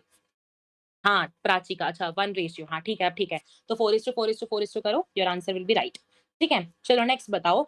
If AAB and then genotypic ratio, देखो आपको यहाँ पे क्या बताना है, जीनोटाइपिक रेशियो। इसको तुम 2 तरीकों से सॉल्व कर सकते हो अगेन। कैसे? पहले तुम या तो इसको इसके साथ क्रॉस करा के देख लो, फिर सेकंड केस में तुम इसको इसके साथ क्रॉस करा के देख लो, तब तुम्हारे पास आंसर आ जाएगा। सेकंड, ये भी हमने अपने पिछली क्लास में अच्छे से मैंने बताया था ना, पिछली क्लास में अगर याद हो, पिछली क्लास में हमने सेम इस तरह का करा है। या तो दूसरी प्रोबेबिलिटी, दूसरा हमारे पास तरीका क्या बन सकता है कि तुम इनके गेमीट्स बनाओ। अब जैसे इसके गेमीट्स क्या बन सकते हैं, इसके गेमीट्स मेरे पास क्या बन सकते हैं, या तो मेरे पास जो गेमीट है वो मेरे पास क्या बन जाए, कैपिटल ए स्मॉल बी बन जाए, या फिर मेरे पास जो गेमीट है वो क्या बन जाए, स्मॉल बी स्मॉल ए स्मॉल बी बन जाए, है ना? तो इस तरह की मान लो मैंने गेमीट्स बना ली, गेमीट्स तो सबको बनाने आते हैं ना? बताओ, गेमीट्स सबको बनाने आते हैं ना यहाँ पे? ये देखो कैसे मेरे पास हो सकता है गेमीट्स, या तो मेरे पास ये दोनों कंबाइन कर जाए, एक गेमीट ये बन सकता है, एक गेमीट में मान लो मेरे पास ये बन सकता है, और फोर्थ गेमीट मान लो मेरे पास ये बन सकता है। इनकी मैं क्या करा दूंगी, क्रॉसिंग करा दूंगी, इनकी क्रॉसिंग, इनका पिनेट स्क्वायर बनवा दूंगी। अल्टीमेटली जैसे ही मैं यहाँ पे अपने जीनोटाइपिक रेशियो निकालने आऊंगी, अच्छा इसका आंसर बताना कितनी रेशियो निकालोगे, एक बार खुद करके देखो जरा अपनी नोटबुक्स में। अगर उस मेथड से करना है जो हमने पहले मेथड किया था पिछले लेक्चर में, वहां से भी कर सकते हो, सेम आंसर आएगा। सेम आंसर आएगा। अच्छा रियाज़ कह रहे हैं थर्ड और बताओ? बताओ, बताओ और आंसर बताओ? सेम देखो थर्ड अभिलिप्सा, थर्ड साइलेंट हाँ, बिल्कुल ठीक है, सबका ठीक है, 1:1:1 यही आंसर आएगा, ठीक है? कुछ भी नहीं करना, दोनों तरीके से कर सकते हो मैंने बता दिया है, ठीक है? और ना एक मेथड पे स्टिक रहा करो, ठीक है? कभी भी ना ये नहीं कि उस वाले मैम पे चले गए, वहाँ चले गए, वहाँ चले गए। एक अभी जैसे मैं पेडिग्री का बताऊँगी, पेडिग्री में ना एक पूरा ट्रिक की उससे बताऊँगी और अगर मान लो तुमने गलती से कहीं और ट्रिक सुन लेना वो वाली, वो कन्फ्यूज़ हो जाओगे, दोनों में कन्फ्यूज़न हो जाएगी, दोनों चीज़ें भूल जाओगे। सो इट्स वेरी इंपोर्टेंट कि एक ही जगह पे स्टिक रहो, ठीक है? जो बता रहे हैं वही आपको करना है, ठीक है? चलो नेक्स्ट क्वेश्चन देखो a plant with genotype this is self pollinated provided that the forge is independently assorting what proportion of the progeny will show this type of thing देखो आपको क्या बोला है कि आप ना यहाँ पे सेल्फ क्रॉसिंग करा रहे हो देखो अगर आप इसकी सेल्फ क्रॉसिंग कराते हो लेट अस सपोज आप इसकी क्या कराते हो सेल्फ क्रॉसिंग आप यहाँ पे करा रहे हो इसकी आप इसी के साथ क्या कराते हो जो है प्रोजनी आप इसकी करा देते हो ठीक है अब मुझे ये बताओ हाँ, ठीक है सबका आंसर। अच्छा इसका बता रहे हो क्या तुम? चलो अभी देखते हैं। ठीक है, अब मुझे ये बताओ जब मुझे सेल्फ क्रॉसिंग करानी हो, कभी भी तुमसे ये पूछा हो ना कि प्रोपोर्शन कितना होगा, मान लो तुम्हें दे रखा हो कि इसको मैंने सेल्फिंग करा दी इसके साथ और मुझे पूछा हो कि मेरे पास इस वाले जो मेरे पास एटीन प्रोजेनी आई है, उसका क्या तुम प्रोबेबिलिटी निकाल के आओगे? प्रोबेबिलिटी प्रोबेबिलिटी के लिए कुछ नहीं करना, इसके पहले मुझे बताओ इसके तुम कितने गैमीट्स बनाओगे? डेफिनिटली 2 की पावर 2 करोगे ना क्योंकि यहाँ पे 2 हेटेरोज़ाइगोट मुझे दिख रहे हैं। अगेन इसका तो आंसर आ जाएगा मेरे पास 4 ठीक है? फिर उसके बाद जब तुम इसके गैमीट निकालोगे फिर से 4 आ जाएगा 4 4 4 से आपके पास कितना हो गया यहाँ पे? कौन-सा आंसर बता रहे हो तुम? थर्ड? थर्ड किसका बोल रहे हो? ठीक है, हाँ, चलो देखो 4 4 से हमारे पास हो गया यहाँ पे 16 क्योंकि मैंने क्या करा यहाँ पे अपने डाई हाइब्रिड रेशियो को मैं लेके चली 4 4 16 हो गया। अगर मैं यहाँ पे क्या बोल सकती हूँ, जब भी ऐसा क्वेश्चन आए ना, क्या करो दोनों गैमीट्स लो, दोनों गैमीट्स को तुम यहाँ पे क्या करा के चलो, क्रॉस करा के चलो, यहाँ पे आ गया 16 अल्टीमेटली यहाँ पे और यहाँ पे पूछा है कि इस वाले की कितनी है, कोई भी पूछा हो, ये नहीं इसकी, कोई भी पूछा हो डायरेक्टली आंसर मार्क करके आओ जाओ 1/16 मतलब आंसर हमेशा 1/16 ही इसका मतलब कि जितने गैमीट्स बन रहे हैं यहाँ पे जैसे 16 तरह के गैमीट्स बन रहे हैं, तो प्रोबेबिलिटी डायरेक्ट मार्क करके आ जाओ वहाँ पे 1/16 मान लो यहाँ पे क्रॉस कर करके मान लो मैं 8 8 जा करती 64 बन जाते तो मैं 1/64 मार्क करके आती 126 बन जाते तो मैं 1/1/126 करके आती यहाँ पे इसका मतलब है कि मेरे पास यहाँ पे 16 तरह के मेरे पास गैमीट्स बने हैं और 16 में से मेरे पास इसकी प्रोबेबिलिटी कितनी है 1/16 है this is the ultimate trick कि आप कैसे कर सकते हो डायरेक्टली क्रॉसिंग करो 1/1 में करो आपके पास जो आंसर है वो आ जाएगा ठीक है एलिजा प्राची ठीक है सबका चलो अब यहाँ ये वाला क्वेश्चन आ गया ये क्वेश्चन होमवर्क में कर लोगे बताओ देखो 14th क्वेश्चन है इसका जो आंसर है तुम अपने होमवर्क में मार्क करके जाना कुछ भी नहीं करना पी को तुम लेके चलो 2 क्यू को लेके चलो 2 एन को लेके चलो 4 पिक्टोरियल वाला मेथड लगाओ इसकी प्रोबेबिलिटी का आंसर मुझे कमेंट्स में चाहिए ठीक है हाँ डोरा ठीक है सब कर लोगे ना ठीक है चलो चलो अब बाकी जो न्यूमेरिकल्स बचे हैं ना लिंकेज के मैं तुम्हें दिखाऊं अगर लिंकेज के देखो मैं अगर आपको लिंकेज के न्यूमेरिकल्स ये देखो इसी तरह के लिंकेज के न्यूमेरिकल्स हम करेंगे ठीक है तो एंड तक आपको रहना है अच्छे से सुनना है देखो इसी तरह के जो जीन मैपिंग के क्वेश्चन होंगे सारे तरह के न्यूमेरिकल्स हम करेंगे ठीक है उससे पहले हम थोड़ा टॉपिक अपना स्टार्ट करते हैं क्योंकि लिंकेज पढ़ेंगे तभी हमको जो है समझ में आएगा लिंकेज का डायग्रामेटिकली अच्छे से बताऊंगी देखो हमने क्या था करें स्टार्ट न्यूमेरिकल्स अच्छे थे पहले ये बता दो न्यूमेरिकल्स सही थे बताओ बताओ बताओ give me a heart heart दे दो चलो न्यूमेरिकल्स अच्छे लगे तो हार्ट दे दो नहीं लगे तो थम्स अप दे दो लेकिन दे दो अच्छा सा चलो देखो क्रोमोसोमल थ्योरी ऑफ इनहेरिटेंस में ओके डोरामी को अच्छे लगे ठीक है चलो देखो क्रोमोसोमल थ्योरी ऑफ इनहेरिटेंस हम अपने पिछले लेक्चर तक पढ़ चुके थे लिंकेज मैंने बोला था हम नेक्स्ट में करेंगे ओके ठीक है डोरामी का हार्ट आ गया DG21 ठीक है चलो ओके प्राची ठीक है चलो देखो अब क्या था मैंने आपको स्टार्टिंग में लिखवाया था कि हमारे पास क्या होता है फादर ऑफ एक्सपेरिमेंटल जो हम जेनेटिक्स बोलते हैं उसका हम फादर ऑफ एक्सपेरिमेंटल जेनेटिक्स को हम बोलते हैं हमारा कौन होता है मॉर्गन होता है अब मैंने आपको ये बताया था कि डायहाइब्रिड क्रॉस की ना एक्सेप्शन होती है हमारे पास डायहाइब्रिड क्रॉस की जो एक्सेप्शन होती है वो क्या कहती है कि लिंकेज हमारे पास ना एक एक्सेप्शन है लिंकेज अब कैसे एक्सेप्शन है वो हम अपना ब्रीफ में अब डिस्कस करेंगे ठीक है भावना शालिनी एलिजा रियाज तराना होविन ठीक है चलो देखो अब क्या है यहाँ पे देखो एक्सपेरिमेंटल वेरिफिकेशन सबको पता है हमारे यहाँ पे जो है मॉर्गन आएंगे मॉर्गन कहेंगे जैसे डायहाइब्रिड क्रॉस क्या था हमारे पास जब हमारे पास जीन्स जो है डिफरेंट क्रॉस हमने पढ़ा है कि कहाँ किस तरीके में हम वैलिड करा सकते हैं डायहाइब्रिड क्रॉस को किसमें हम नहीं वैलिड कराते तो उसी का एक्सेप्शन हम पढ़ेंगे तो मॉर्गन ने पूरा एक्सपेरिमेंट किया मॉर्गन ने एक्सपेरिमेंट के लिए किस चीज का यूज करा मॉर्गन एक्सपेरिमेंट के लिए यूज किया ड्रोसोफिला मेलानोगास्टर का ड्रोसोफिला मेलानोगास्टर ये होती है जो मेंडल सॉरी जो मॉर्गन था उसने इनका यूज किया थॉमस हंट मॉर्गन पूरा नाम था उसने क्या करा उसने बेसिकली ड्रोसोफिला को लिया पहली बात तो ड्रोसोफिला को उसने यूज किया इसकी एडवांटेजेस है देखो हमने पी की एडवांटेजेस पढ़ी थी कि मेंडल ने पी को क्यों लिया लिया। फिर मेंडल की हमने देखी थी डीमेरिट्स, मेरिट्स वगैरह देखी थी। अब हम पढ़ेंगे ड्रोसोफिला के बारे में। तो क्या था, पहली बात तो ड्रोसोफिला जो थी ना, उसको हम simple synthetic medium that is हम लैब में जाएँगे, उसको हम आसानी से ग्रो कर सकते थे। इसकी पहली एडवांटेज। दूसरी एडवांटेज इट्स वेरी इंपॉर्टेंट, ठीक है, याद करना एडवांटेजेस क्या-क्या थी। ठीक है, सेकंड थी they complete their life cycle in about 2 weeks, 2 हफ्तों के अंदर-अंदर ये अपने से क्या कर रही थी, बहुत ज़्यादा मोर नंबर ऑफ प्रोजेनिस को प्रोड्यूस करा पा रही थी। तो इससे एक्सपेरिमेंट करना उसको आसान हो गया, second importance. Third, single mating produce large number of offspring, एक मेटिंग से ही हज़ारों नंबर में जो ड्रोसोफिला थी वो आ पा रही थी। हाँ, ड्रोसोफिला का दूसरा नाम फ्रूट फ्लाई भी है, ठीक है? तो क्या हो रहा था, हज़ारों नंबर में जो थी फ्रूट फ्लाइज़ हमारे पास आ रही थी, ड्रोसोफिलास आ रही थी, इससे उसका जो मॉर्गन का जो रिजल्ट था वो बहुत आसान हो गया निकालना।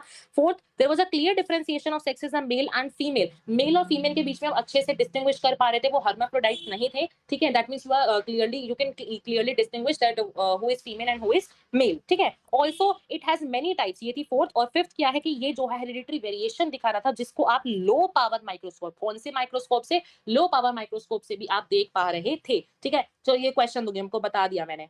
ये क्वेश्चन दूँगी मैं लो पावर माइक्रोस्कोप का, जिसने लेक्चर अटेंड किया वो क्वेश्चन दे देगा, आंसर दे देगा, ठीक है? चलो अब थैंक यू बोल दो इसके लिए। चलो, ठीक है? तो हेरिडिटरी वेरिएशंस क्या है? हेरिडिटरी वेरिएशंस मीन्स बहुत ज़्यादा वेरिएशन दिख रही थी, मेल एंड फीमेल अलग-अलग है, दैट मीन्स जब हम इसकी कॉम्बिनेशंस वगैरह करेंगे, तो हमें बहुत ज़्यादा क्या दिख रहा था, हमें कॉम्बिनेशंस जो थी प्रोड्यूस हमें होती हुई दिख रही थी, ठीक है? कि हमें देखो कॉम्बिनेशन वेरिएशन होगी तभी क्या होगा हमारे पास जो है वैरायटी आएगी और हम जो है अच्छा ठीक है, थैंक यू, वेलकम। चलो, अब देखते हैं। अब हम पढ़ते हैं मेन जो चीज़ है दैट इज़ लिंकेज जो कि बहुत कन्फ्यूज़िंग होती है, अब हम वो देखते हैं, ठीक है, ओके। चलो देखो, अब क्या था मॉर्गन ने 3 कैरेक्टरिस्टिक्स ऑफ ड्रोसोफिला के बारे में बात की थी। पहले मेंडल ने बात की थी बॉडी कलर के बारे में, फिर उसने बात की थी आई कलर के बारे में, फिर उसने बात की थी विंग साइज़ के बारे में। दैट मीन्स मेंडल ने सॉरी जो मॉर्गन ने यहाँ पे 3 कैरेक्टरिस्टिक्स को यूज़ किया था, ठीक है? मॉर्गन ने 3 कौन-सी-कौन सी कैरेक्टरिस्टिक्स यूज़ की थी, ये याद रखना। कौन-सी-कौन सी यूज़ की थी हमने देख लिया। अब क्या होता है अगर मान लो हम मेंडल में देखें, मेंडल डोमिनेंट के लिए क्या यूज़ करता है, कैपिटल यूज़ करता है और रिसेसिव के लिए स्मॉल यूज़ करता है। लेकिन मॉर्गन ऐसा काम नहीं करता, मॉर्गन नहीं करता कैपिटल स्मॉल, वो बच्चा नहीं है, ठीक है? लेकिन क्या है मॉर्गन क्या करता है, मॉर्गन डोमिनेंट के लिए क्या यूज़ करता है, वाई प्लस। जैसे कि मान लो ब्राउन के लिए मॉर्गन ने यूज़ किया वाई प्लस और येलो के लिए ओनली यूज़ कर लिया वाई। सिमिलरली रेड जो था डोमिनेंट, डोमिनेंट बोलो या फिर तुम इसको वाइल्ड बोलो, एक ही बात है, ठीक है? रेड के लिए हमारे पास मॉर्गन ने यूज़ किया डब्ल्यू प्लस और व्हाइट के लिए यूज़ किया only W. Normal means miniature जो विंग्स थे उसके लिए यूज़ करा एम प्लस और जो आपके सॉरी जो नॉर्मल साइज़ के वो थे उसके लिए यूज़ करा एम प्लस जो कि आपका डोमिनेंट भी था और मिनिएचर के लिए यूज़ करा ओनली एम।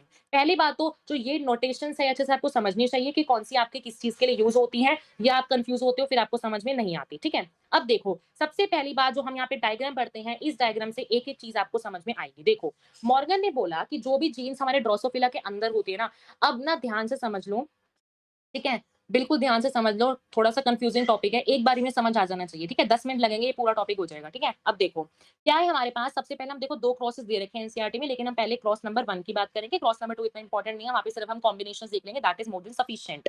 देखो, तो क्या था, मॉर्गन ने क्या बोला, मॉर्गन ने बोला कि जो भी जीन्स ड्रोसोफिला के अंदर हम स्टडी करते हैं, वो हमारी पहली बात तो एक्स वाली जो क्रोमोसोम है, उस पे लोकेटेड होती है। एक्स वाले क्रोमोसोम कैसे? मान लो ये मेरे पास ये देखो फीमेल थी, ये मेरे पास क्या था, मेल था। फीमेल के केस में जो फीमेल के केस में जो हमारे पास यहाँ पे फीमेल के केस में जो क्रोमोसोम थे, इस वाले एक्स क्रोमोसोम पे मॉर्गन ने क्या यूज़ करा, वाई डब्ल्यू वाली जीन्स यूज़ करी, जो कि मेरे पास ये कैसी है, वाई डब्ल्यू कौन-सी थी? मेरे पास डोमिनेंट थी या रिसेसिव थी? रिसेसिव वाली थी, है ना? और इस वाले एक्स क्रोमोसोम पे फिर उसने यूज़ करा वाई डब्ल्यू। फिर उसके बाद wild type, that means Morgan ने वाइल्ड या फिर डोमिनेंट किसको लेके चला? पहली बात तो क्वेश्चन ये कि जो मॉर्गन था उसने डोमिनेंट या फिर जो मेरे पास वाइल्ड टाइप था उसको क्या कौन लेके चला? मेल, फीमेल नहीं, मेल उसने डोमिनेंट लेके माना, ठीक है? अब क्या था, मेल के पास एक्स वाई क्रोमोसोम होते हैं, मैंने आपको बताया था, ह्यूमन्स और जो ड्रोसोफिला होती है उनके अंदर X Y type of sex determination होती है, बाकियों के पास हमने अच्छे से समझ लिया था पिछले लेक्चर में। तो क्या होता है, उसने बोला एक्स क्रोमोसोम पे लोकेटेड है, तो एक्स क्रोमोसोम पे ये वाई क्रोमोसोम खाली, क्योंकि उसने बोला था एक्स पे ही लोकेटेड होती है, जो जीन्स होती है वो मेरे पास एक्स पे ही लोकेटेड होती है। पहली बात तो ये बात समझ लो। अब हम इनकी कराएँगे क्रॉसिंग, जिससे कि हम पहले F1 जनरेशन बनाएँगे, फिर हम अपनी F2 जनरेशन बना के देखेंगे। सबसे पहले यहाँ पे दे रखा है, याद कर लो एक्स वाई डब्ल्यू और उस वाले एक्स पे मैंने क्या लिया, वाई प्लस डब्ल्यू प्लस, ठीक है? अब यहाँ पे देखो, ये मैंने बना लिया, डायग्राम एनसीईआरटी में दे रखा है, आपको समझ सकते हो। एक्स वाले क्रोमोसोम पे वाई डब्ल्यू लिया, इस वाले पे वाई डब्ल्यू लिया, इस वाले पे वाई प्लस डब्ल्यू प्लस लिया, वाई पे हमारे पास कोई जीन्स नहीं थी, यहाँ पे देख लो, मैच कर लो साथ-साथ। मैच करके चलो, देखो Y W, Y plus W plus, यहाँ पे भी देख लो Y W, Y plus W plus, ठीक है? समझ में आ गया। उसके बाद कुछ भी नहीं करना, इनका सिंपल स्क्वायर बनाएँगे। मान लो मैंने यहाँ पे क्या किया, इनका जो है स्क्वायर बनाया। इनके स्क्वायर कराऊँगी, सिंपल सी क्रॉसिंग करानी, जैसे हम मेंडल में क्रॉस पीनेट स्क्वायर से कराते हैं, वैसे आप यहाँ भी क्रॉसिंग कराओ। आपने क्या करा दी, इनकी जो है क्रॉसिंग करा दी। अब मैं क्या करूँगी, ये तो मेरे पास आ गई F1 जनरेशन, तुम F1 जनरेशन को मैच भी कर सकते हो। ये देखो F1 जनरेशन क्या आई है मेरे पास, YW, Y plus W plus और YW। यहाँ से मैच कर सकते हो, यहाँ पे XYW, XY plus W plus, YW, Y plus W plus और Y मेल मेरे पास कैसा आया, सिर्फ YW आया ना। ये देखो मेल तुम्हें क्या दिख रहा है, मेल वाला केस देखो, मेल में सिर्फ YW दिख रहा है, Y तो वैसे खाली रहता है, और फीमेल के केस में YW, Y plus W plus, और वही मैंने आपको क्रॉस में करके दिखा दिया। समझ में आया? इतना समझ में आया? फटाफट give me a thumbs up very fast. बताओ। ये निकल गया हमारे पास F1। अब F1 की मैं फिर से सेल्फिंग कराऊंगी, क्योंकि हम वैसे भी सेल्फिंग करते हैं। मान लो मैंने क्या करा, F1 की मैंने क्या कराई, फिर से मैंने जो है सेल्फिंग कराई। जैसे ही सेल्फिंग कराऊंगी, किस किस की सेल्फिंग कराऊंगी मैं यहाँ पे, अगेन ये दोनों सेम है, ये दोनों सेम है, तो मैं इन्हीं दोनों के बीच में सेल्फिंग करा दूंगी। देखो सेल्फिंग का मतलब ऐसे होता है सेम का सेम के साथ, लेकिन लिंकेज के केस में हमें ऐसा नहीं दिखेगा। लिंकेज के केस में हमें इसको और इसको दोनों को क्रॉस कराना पड़ेगा। किसको क्रॉस कराना पड़ेगा, याद करो, YW, Y plus W plus और YW। देखो फिर से यहाँ पे देखो, YW, Y plus W plus और YW, वही सिंपल सा दिखा रहे हैं ना, वही सिंपल सा आपको दोबारा बता रही हूँ। ये देखो, इनकी जब मैंने क्रॉसिंग कराई, वेरी गुड, ठीक है, शालिनी, डीजे 21 ताराना, ठीक है, सबको समझ आ गया, ठीक है। अब मान लो मैंने इनकी क्या कराई, मैंने इनकी क्रॉसिंग कराई। जैसे ही मैं इनकी क्रॉसिंग कराऊंगी, मेरे पास जो है ये बन के आ जाएंगे। अब तुम ध्यान करो, मैंने पेरेंट्स क्या लिए थे, मैंने पेरेंट्स तो मैंने तुमको बताया था, मैंने पेरेंट्स YW लिए थे, Y प्लस W प्लस लिए थे, और मैंने मेल के केस में YW लिया था, याद करो। अब मेरे पास यहाँ पे क्या प्रोजन देखो, पेरेंट्स के केस में देखो YW और Y प्लस W प्लस, मैंने ये अपने पेरेंट्स लेके मैं चली थी। अब इस केस में देखो, यहाँ पे तुम्हारे पास बन के क्या है, ये सारे के सारे तुम्हारे पास पेरेंटल बन के आ गए। ये सारे के सारे तुम्हारे पास पेरेंटल बन के आ गए, ये सारे तुम्हें दिख रहे हैं पेरेंटल। लेकिन ये चीज कब हुई, जब मेरे, बताओ, ठीक है, हाँ ठीक है, सबको समझ आ रहा है, ओके ओके, ठीक है, मैंने देख लिया। चलो अब ध्यान से समझो दोबारा से। ये बात समझ आ गई, जैसे मैंने इनकी दोबारा से क्रॉसिंग कराई अपने F1 वालों की, F1 की क्रॉसिंग कराने के बाद मेरे पास क्या हुआ, यहाँ पे पेरेंटल कॉम्बिनेशन आ गए। जो मैंने पेरेंट्स लिए थे, मेरे पास वही वाले आ गए, पेरेंट्स आ गए ना। चलो ये तो बात होगी मेरे पास पेरेंट्स की। लेकिन मुझे एक बात बताओ, अब ये चीज तो मैंने कब करी, जो मेरे पास पेरेंट्स ही दोबारा बन के आ गए, ये चीज मैंने कब करी, जब जो मेरे पास ये दोनों एक्स क्रोमोसोम थे, जब मैंने या तो इनका, जब मैंने मान लो एक अपना ऐसे क्रोमोसोम ले लिया, एक मैंने अपना ऐसा क्रोमोसोम ले लिया। लेकिन मुझे पता है कि कभी न, अगर मान लो मेरे पास जो जीन्स है वो सेम क्रोमोसोम के ऊपर लोकेटेड है, तो मेरे पास लिंकेज पॉसिबल होती है, वो हम स्टडी करेंगे। फिलहाल देखो, अगर मान लो मेंडल होता, मेंडल तो ये करा के साइड हो जाता, मेंडल का काम खत्म। लेकिन मॉर्गन ने क्या करा, मॉर्गन ने बोला कि नहीं, ऐसा नहीं है कि सिर्फ यही जीन साथ-साथ जाएँगे, यही जाएगी। ऐसा भी हो सकता है कि ये जीन साथ चली जाए और ये जीन साथ चली जाए। दैट मीन्स इनके बीच में क्रॉसिंग ओवर हो जाए। काइस्मेट अगर आपको पता हो, चैप्टर पढ़ा हो, तो क्या होता है, मॉर्गन ने कहा कि नहीं, इनके बीच में भी खुद खुद ही खुद में क्या हो सकते हैं, क्रॉसिंग ओवर इनके बीच में भी हो सकती है। मॉर्गन ने ऐसा कहा। तो इनके बीच में जब सेल्फ क्रॉसिंग होएगी, तब मेरे पास जो गेमीट्स हैं वो क्या बनेंगे, YW प्लस और मेरे पास WY प्लस। ये देखो ये बनेगा मेरे पास, है ना। अब क्या करा मैंने, इनकी दोबारा क्रॉसिंग कराई, इनके बीच में क्रॉसिंग करा रही हूँ ना मैं, तो इसने सेकंड केस आया मेरे पास, ये आया मॉर्गन के अकॉर्डिंग। मॉर्गन ने किया, इनका दोबारा कॉम्बिनेशन कराया। जैसे ही मॉर्गन ने कॉम्बिनेशन बनाया, अब नए तरह के मेरे पास कॉम्बिनेशन आ गए, ये नया, कोई पेरेंटल मुझे कॉम्बिनेशन इसमें नहीं दिखा, नई तरह के कॉम्बिनेशन मुझे देखने मिल गए। तो मॉर्गन ने बोला कि ये मेरे पास इस केस में क्या है, देखो यहाँ लिख रहा है, इस केस में मेरे मॉर्गन ने बोला कि ये क्या है, मेरे पास रिकॉम्बिनेंस आ गए।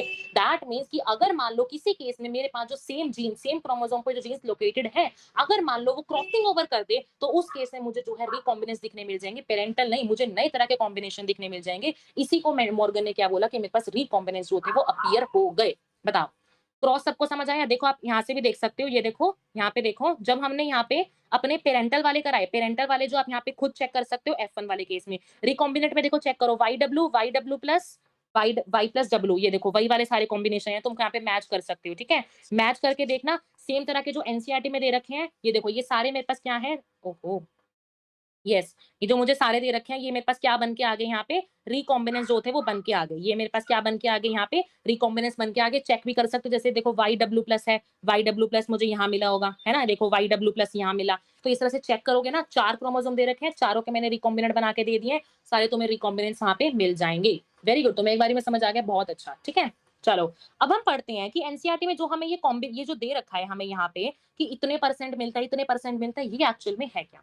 देखो एक बात याद करो, क्या होता है हमारे पास, देखो क्या होता है हमारे पास, जब भी अगर मान लो मेरे पास एक क्रोमोसोम है, ये क्रोमोसोम है, इसके ऊपर मान लो ए जीन, एक केस में ए और बी जीन यहाँ लोकेटेड है, और एक केस में ए यहाँ है और बी यहाँ है।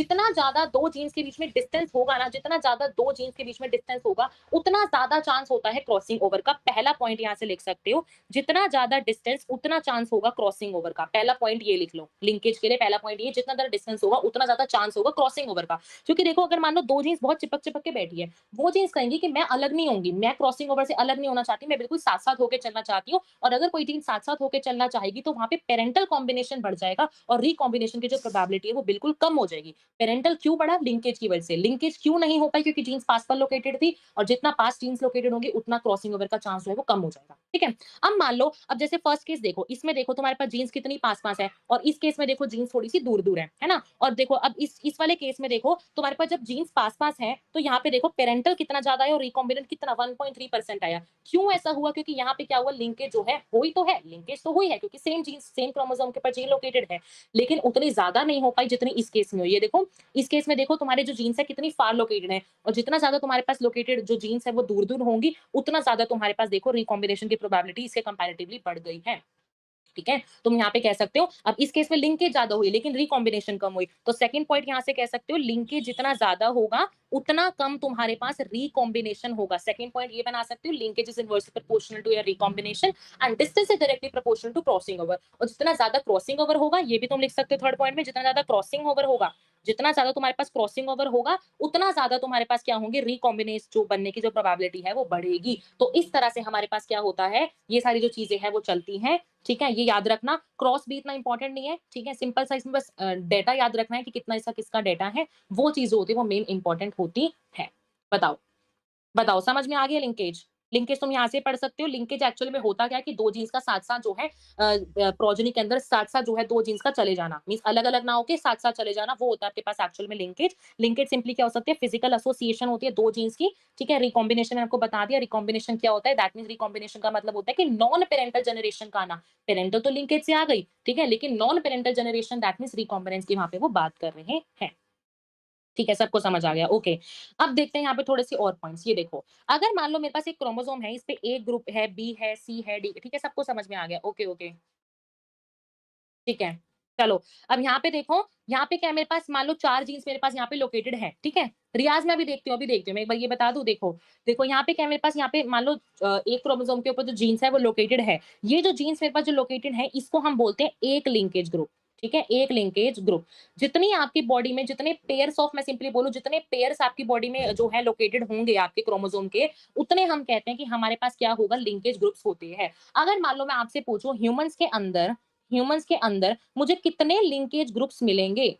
ह्यूमन्स के अंदर मुझे कितने लिंकेज ग्रुप्स मुझे मिलेंगे? बताओ, बताओ। या फिर मैं चलो लिंकेज ह्यूमन्स में तो पता होगा 44 क्रोमोसोम्स और 23 पेयर्स होते हैं। अगर मान लो मैं तुमसे पूछूँ, हाँ, सबको समझ आ रहा है ना? बताओ। बताओ। देखो, इसी तरह से ना हम स्पर्म या फिर अपने एग के अंदर, हाँ, ठीक है, ठीक है। ठीक है? इसी तरह से मैंने स्पर्म और एग के अंदर भी हम यहाँ पे निकाल के चल सकते हैं। जैसे कि अगर मान लो मैं बोलूँ यहाँ पे एग के अंदर, ठीक है? एग के अंदर मैं मान लो मैं बोलूँ, एग हमारा कैसा होता है, डेफिनिटली हैप्लॉइड होता है। तो दैट मीन्स यहाँ पे मतलब लिंकेज ग्रुप तुम्हें वो देख रहा है कि तुम्हारे पास कितने नंबर ऑफ तुम्हारे पास जो क्रोमोसोम्स हैं वो एक्चुअल में हैं। ठीक है? तुम यहाँ पे देख सकते हो, नंबर ऑफ क्रोमोसोम जितने हैं वो n है और उतने तुम्हारे पास जो लिंकेज ग्रुप्स होते हैं, वो होते हैं। ठीक है? ठीक है ना? ह्यूमन्स में तुम समझ सकते हो किस तरह से होते हैं। सबको समझ में आ गया? लिंकेज देखो इतना ही है। लिंकेज में जितनी ज़्यादा कन्फ्यूजिंग होती है वो हम देख लिया, ठीक है? लिंकेज में जहाँ कन्फ्यूजन होती है वो। बताओ, बताओ सबको समझ में आ गया? ठीक है, ठीक है। चलो लिंकेज हमने पढ़ लिया पूरा, उसके बाद आते हैं हमारे पेडिग्री पे, ठीक है? पेडिग्री पे आते हैं हम उसके बाद, ठीक है? चलो, ठीक है, ठीक है। तुम्हारे कमेंट्स देख लेती हूँ मैं, किसी को कोई डाउट हो तो बताओ। समझ में आ रहा है? देखो अभी हम ना और न्यूमेरिकल्स भी करेंगे, ठीक है? अभी हम और न्यूमेरिकल्स भी करेंगे, ठीक है? अभी और न्यूमेरिकल्स करेंगे। ठीक है, चलो। हाँ, ठीक है, सबको समझ में आ गया। हाँ, अच्छा हाँ, रियाज़ एक डाउट पूछा था। Wait, wait, wait, wait. Riyaz एक डाउट हाँ, कहाँ गया? Distance of crossing over related है ना। देखो जितना मैंने आपको बताया ना, जितना ज़्यादा डिस्टेंस होगा ना, उतना ज़्यादा क्रॉसिंग ओवर का जो चांस है वो आपके पास बढ़ जाता है ना? डिस्टेंस तो देखो जितना ज़्यादा जीन्स पास-पास होंगी, वो कहीं हम क्रॉसिंग ओवर नहीं करना चाहते, हम साथ-साथ जीन्स साथ-साथ जाना चाहती हैं, हम क्रॉसिंग ओवर नहीं करना चाहते। तो वो ये कहते हैं, ठीक है? चलो, अच्छा। अच्छा, डोरामीन नो डाउट। चलो, अब हम देखते हैं pedigree, which is the most scoring topic of this chapter, ठीक है? यहाँ से पक्का क्वेश्चन आते हैं, देखो पेडिग्री। पहली बात तो ना पेडिग्री का हमारे पास यूज़ कहाँ होता है? पेडिग्री का हमारे पास यूज़ होता है जभी भी हमें फैमिली जनरेशन, मान लो कोई फैमिली का जो है ट्रेट चलता हुआ आ रहा है, ठीक है? उसपे हमसे कभी भी आपसे मान लो पूछ लिया कि वहाँ पे उस केस में आपको पेडिग्री के अंदर कौन से किस जनरेशन के पास आपके पास जो है उसको डिसीज़ हो गया, कौन सी जनरेशन आपकी डिसीज़्ड है, कौन सी कंडीशन आपकी क्या है? कभी-कभी इस तरह से क्वेश्चन आ जाता है, ठीक है? वो हम कैसे करते हैं, सी देखो आप यहाँ पे एनसीईआरटी में रीड भी कर सकते हो किस लिए हम यूज करते हैं, आप इसको एनसीईआरटी से अच्छे से रीड कर सकते हो। पेडिग्री एक तरह से क्या है, हमारे पास एक फैमिली ट्री होता है जिसमें हम पता लगाते हैं कि हमारे पास डिसीज कौन सा है। अब है सिंबल, सिंबल आपको जरूर पता होना चाहिए, सिंबल पता होंगे तभी आप जो है हमारी पेडिग्री को जो है वो सॉल्व कर पाएंगे, ठीक है? डिस्टेंस जब तक पता नहीं होगा तब तक आप जो है पेडिग्री को सॉल्व नहीं कर पाओगे, ठीक है? चलो देखो, पेडिग्री का देखो फर्स्ट साइन देखो, स्क्वायर, जब हम अपनी पेडिग्री में स्क्वायर यूज़ करते हैं वो होता है हमारा मेल के लिए, सर्कल यूज़ होता है हमारे पास फीमेल के लिए, और जब आपके पास इस तरह का बना हो दैट मीन्स आपके पास सेक्स स्पेसिफाई नहीं किया गया मेल है या फीमेल है उस केस में। जब आपके पास इनके अंदर कुछ कलर कर दिया हो तब हम यूज़ करते हैं अपना यहाँ पे अफेक्टेड के लिए, ये हम यूज़ करते हैं उनके बीच में लाइन हम यूज़ करते हैं मीटिंग के लिए कि उनके बीच में मीटिंग हुई है। ये हम यूज़ करते हैं डबल लाइन की जब हमारे पास मीटिंग जो है क्लोज़ रिलेटिव्स मीन्स जहाँ पे ब्लड रिलेशंस है मीन्स क्लोज रिलेटिव्स के बीच में हुई है। ये हम यूज करते हैं जब भी मान लो हमने बोला कि दो पेरेंट्स थे उन्होंने मीटिंग करी उसके बाद जो है उनकी जो प्रोजनी आई उस चीज के लिए हम यूज करते हैं, ठीक है? उसके बाद मान लो हमारे पास ये नॉर्मल पेरेंट्स थे, उसके बाद जब मैंने बोला कि मान लो ये प्रोजनी आई, अगर ये मेरे पास कलर्ड है दैट मीन्स जो उनकी जो प्रोजनी आ रही है वो मेरे पास कैसी प्रोजनी आ रही है, मीन्स वहाँ पे अफेक्टेड मीन्स डिसीज्ड मेरे पास जो है इंडिविजुअल प्रोजनी वो आ रही है। अगर मान लो मैं इस तरह से बीच में लिख दूं नंबर 5, दैट मीन्स यहाँ पे हो जाएगा मेरे पास, यहाँ पे मेरे पास 5 जो है अनअफेक्टेड ऑफस्प्रिंग है, कलर नहीं है ना इनके बीच में, दैट मीन्स मेरे पास यहाँ पे कैसे हैं 5 अनअफेक्टेड ऑफस्प्रिंग है। और अगर मान लो मेरे पास सर्कल है या फिर बोलो स्क्वायर, स्क्वायर में तो चलो कैरियर होता ही नहीं, सर्कल के अंदर मीन्स फीमेल के अंदर ही कैरियर होता है, क्यों होता है हम अभी देखेंगे, ठीक है? अगर मान लो सर्कल के अंदर मुझे छोटी सी डॉट दे दी गई, इसका मतलब होता है मेरे पास कैरियर की, मतलब जो फीमेल है वो कैरियर है। कैरियर क्या होता है फिलहाल अभी हम बाकी आगे पढ़ेंगे, फिलहाल जो है इनकी सिंबॉलिक जो रिप्रेजेंटेशन है वो समझ के चलो, ठीक है? It's very important. चलो, अब आते हैं हम अपने यहाँ पे ट्रिक्स पे। देखो, पहले मैं ट्रिक्स तुम्हें ना साथ-साथ एक-एक एक्सप्लेन करके बताऊँगी, फिर उसके बाद नेक्स्ट पेज में बिल्कुल आपको बिल्कुल शॉर्ट ट्रिक बता दूँगी जिससे 5 से 10 सेकंड में पूरी पेडिग्री सॉल्व हो जाएगी। पहले हम थोड़ा-सा देख लेते हैं कि अगर मान लो किसी पेडिग्री में हम फँस भी गए तो हमें ये रूल्स एट लीस्ट हमें लर्न हो, है ना? ठीक है ना? करें स्टार्ट? बताओ, बताओ, बताओ करें स्टार्ट? देखो करें? अच्छा देखो, हमारे पास ना 3 तरह के हमें डिसीज़ेज़ जो है मिल सकती हैं। पहली हमें मिल सकती है ऑटोसोमल, फिर हमें मिल सकती है एक्स लिंक्ड और Y linked. Y linked although हमारे सिलेबस में नहीं है बट हम इसको थोड़ा-सा कर लेंगे कि यहाँ पे हमारी हॉलैंडिक डिसीज़ होती है, वो हम डिस्कस ठीक है, अभिलिप्सा, भावना, श्रुति, डोरा, रियाज़, ठीक है। चलो देखो, अब क्या है ऑटोसोमल? 2 तरह की डिसीज़ हमारे मेन सिलेबस में है, हम 2 ही पढ़ेंगे। पहला आता है ऑटोसोमल। ऑटोसोमल में 2 केस आते हैं। 2 केस कौन से कि मान लो मेरे पास जो डिसीज़ है वो डोमिनेंट ऑटोसोमल डोमिनेंट है। दूसरी मेरे पास डिसीज का केस हो सकता है कि मेरे पास जो डिसीज है वो ऑटोसोमल रिसेसिव है। तीसरी डिसीज का नाम हो सकता है, देखो ऑप्शन आपको 4 ही मिलते हैं। ऑप्शन 4 क्या मिलता है कि या तो मेरे पास ऑटोसोमल डोमिनेंट है या ऑटोसोमल रिसेसिव है। तीसरे ऑप्शन आपको दे देंगे डोमिनेंट एक्स लिंक्ड डोमिनेंट है या फिर एक्स लिंक्ड जो है रिसेसिव है। 4 ही आपके पास जो ऑप्शंस है आपके पास जो है मिलते हैं। ठीक है? कैसे? अब बात आती है कि मेरे पास जब मैं डोमिनेंट वाली सिचुएशन कब कहूँगी? डोमिनेंट मैं वाली सिचुएशन तब कहती हूँ जब मेरे पास जो मेल एंड फीमेल है ना मेरी पूरी पेडिग्री के अंदर इक्वल जो है अफेक्टेड मिलते हैं। मीन्स ऐसा नहीं कि फीमेल फीमेल ज्यादा मिल गई, मेल मेल ज्यादा मिल गया, नहीं। मेरे पास जब इक्वल मुझे दिखती है ना दोनों चीजें, तब मैं कहती हूँ कि मेरे पास जो डिसीज है वो ऑटोसोमल डोमिनेंट है। ठीक है? उसके बाद रिसेसिव, रिसेसिव में मुझे मेन चीज दिखती है स्किपिंग ऑफ जनरेशन। स्किपिंग कैसे? मान लो मेरे पास, अभी मैं तुमको देखो थोड़ा सा दिखाती हूँ। ये देखो, मान लो मेरे पास ऐसे है, ये देखो पहले ना पेडिग्री मार्क करने के लिए ना जनरेशन मार्क करनी होती है। मैं जैसे मान लो ये मेरे पहली जनरेशन, ये जो होगी मेरे पास सेकंड जनरेशन, ये जो होगी मेरे पास थर्ड जनरेशन। इसको थर्ड जनरेशन ये हमारे पास जो है थर्ड जनरेशन नहीं होगी, ठीक है? सिंपल याद रखो, ये 3 जनरेशन मैंने मार्क कर ली। सबसे पहला काम होता है जनरेशन को मार्क करना। जैसे ही मान लो मैंने जनरेशन अपनी मार्क कर ली, उसके बाद हमें क्या देखना होता है? स्किपिंग। स्किपिंग मान लो मैंने कैसे, जैसे मान लो इस पहली जनरेशन में ये अफेक्टेड है, दूसरी जनरेशन में ये अफेक्टेड है, तीसरी जनरेशन में ये अफेक्टेड है। इसका मतलब मुझे पूरी अपनी सीक्वेंस के अंदर, पूरी पेडिग्री के अंदर कोई मुझे स्किपिंग नहीं दिखी, कोई ऐसी मुझे सीक्वेंस नहीं दिखी जहाँ पे मुझे जो डिसीज़ है किसी को ना हो रही हो। और जहाँ पे आपको ऐसी चीज़ दिखे कि जहाँ पे आपको स्किपिंग दिख रही हो, वो डिसीज़ आपकी अल्टीमेटली क्या हो जाती है? रिसेसिव। रिसेसिव कौन-सी होती है? जहाँ पे आपको स्किपिंग जो है दिख नहीं होती है। क्यों नहीं होगी वो थर्ड जनरेशन? कौन-सी? क्यों नहीं होगी? अच्छा इसको कह रहे हो? अच्छा मैंने नहीं बोला है क्या? अच्छा या ये तो होगी थर्ड जनरेशन। मैं थर्ड जनरेशन ये थी होती है, मैं कहना चाह रही थी कि इसको तुम G4 मत बोल देना क्योंकि ये नीचे दे रखे है ना, ये G4 नहीं होगी, होगी ये मेरे पास G3 ही, इसको बस थोड़ा लंबा करके दे रखा है तो इससे कन्फ्यूज़न ना हो, इसलिए G4 नहीं होती। शायद मैंने G2, 3 बोल दिया है, पता नहीं। चलो वो आपके पास G4 नहीं होती, ठीक है? G3 तो होगी, ठीक है? चौथी जनरेशन मत बोल देना, ये कहना चाह रही थी मैं। चलो अब देखो, यहाँ पे क्या आपको स्किपिंग जहाँ दिखती है वो होगी आपके पास रिसेसिव, ठीक है? स्किप हुआ है तो रिसेसिव और स्किप नहीं हुआ तो डोमिनेंट। हाँ, ठीक है। अभी मैं हाँ भी कराऊँगी, हाँ, अभी लिप्सा भी मैं एग्जाम्पल दिखाऊँगी, वहाँ से समझ आ जाएगा, ठीक है? चलो, अब आता है एक्स लिंक्ड डोमिनेंट का, तो आपको कैसे पता चलेगा? ये आपको कैसे पता चलता है जब आपके पास जो फीमेल्स है ना, किसी आप पेडिग्री को देखोगे, उस केस में आपके पास क्या होगा, जो फीमेल है ना वो ज़्यादा अफेक्टेड अगर आपको किसी पेडिग्री में दिखे तो आप उसको डोमिनेंट कह दोगे। अगर मान लो over daughter of affected affected dad, अगर मान लो किसी कोई आपके पास जो फादर है वो अफेक्टेड है, ठीक है? आपके पास अफेक्टेड फादर है और अगर आपके पास अफेक्टेड फादर से अफेक्टेड डॉटर के पास डिसीज़ जा रही है, मीन्स आपके पास आपके अफेक्टेड फादर से डॉटर के पास डिसीज़ जा रही है, तो वो आपकी कौन सी सिचुएशन हो जाएगी, पहली बात तो एक्स लिंक्ड हो जाएगी, वो भी कौन सी डोमिनेंट, ठीक है? और उसके बाद क्या है, देखो कभी भी पता है एक्स लिंक में आप देखोगे हमेशा ना क्रिस क्रॉस पैटर्न चलता है। क्रिस क्रॉस पैटर्न का मतलब है कि आपके पास मेल से फीमेल में जाएगा, फीमेल से मेल में जाएगा। कभी भी ऐसा नहीं होगा कि कोई जो डिसीज है वो मेल से मेल में चलेगी या फीमेल से फीमेल में चलेगी, ऐसा आपको एक्स लिंक में नहीं देखना। एक्स लिंक में क्रिस क्रॉस पैटर्न चलता है, मीन्स इस तरह से पैटर्न चलता है कि मेल पास फीमेल पे जाएगी, फीमेल से मेल पे जाएगी, ठीक है? अभी मैं आपको दिखाऊंगी ना, आपको अच्छे से समझ आएगा। तो वेट, ठीक है? उसके बाद क्या है, रिसेसिव में क्या होता है, आपके पास जो मेल्स हैं वो ज़्यादा अफेक्ट होंगे, स्किप होते जनरेशन बता दिया और आपको क्रिस क्रॉस पैटर्न दिखता है, कैसे होता है क्रिस क्रॉस पैटर्न ये मैं आपको दिखाऊँगी, ठीक है? अब फिलहाल याद करके चलना, भी हम वैसे आगे देखेंगे, कलर ब्लाइंडनेस हमारे पास रिसेसिव होती है, ये होती है, वो होती है, हम अभी आगे देखेंगे। फिलहाल अब हाँ, ये देखो पहले शॉर्ट नोट देखो, यहाँ पे सिंपल आप कैसे कर सकते हो। देखो, पहली बात तो ये तो देखो, एक बात याद रखनी है, जहाँ पे आपको स्किपिंग ऑफ जनरेशन दिखी, वो हो जाएगी आपके पास रिसेसिव, ये बात तो बिल्कुल लाइक 100% क्लियर है। डोमिनेंट के लिए आप क्या देखोगे? हाँ, मैं एक ये बता देती हूँ, ये देखो, ये सिचुएशन देखो पहले तो, अगर मान लो आपके पास ये देखो, ये मेरे पास पेरेंट्स है, ये मेरे पास क्या आई, प्रोजेनी आई है, सिंपली बोल सकती हूँ जनरेशन 1 आई। अगर मान लो कोई मेरे पास एक सिचुएशन ऐसी आ जाए कि मेरे पास पेरेंट्स तो अफेक्टेड है, लेकिन उसके जो बच्चे हैं उनको कोई बीमारी नहीं हो रही, वो सिचुएशन मेरे पास हमेशा डोमिनेंट होगी। कभी भी वो सिचुएशन मेरे पास रिसेसिव नहीं हो सकती। और दूसरी सिचुएशन, अगर मान लो मेरे पास पेरेंट्स कभी भी अफेक्टेड नहीं है, लेकिन उनके जो बच्चे हैं वो अफेक्टेड आ गए, वो सिचुएशन फिर मेरे पास कौन-सी चली जाती है, रिसेसिव चली जाती है, ये याद रखना।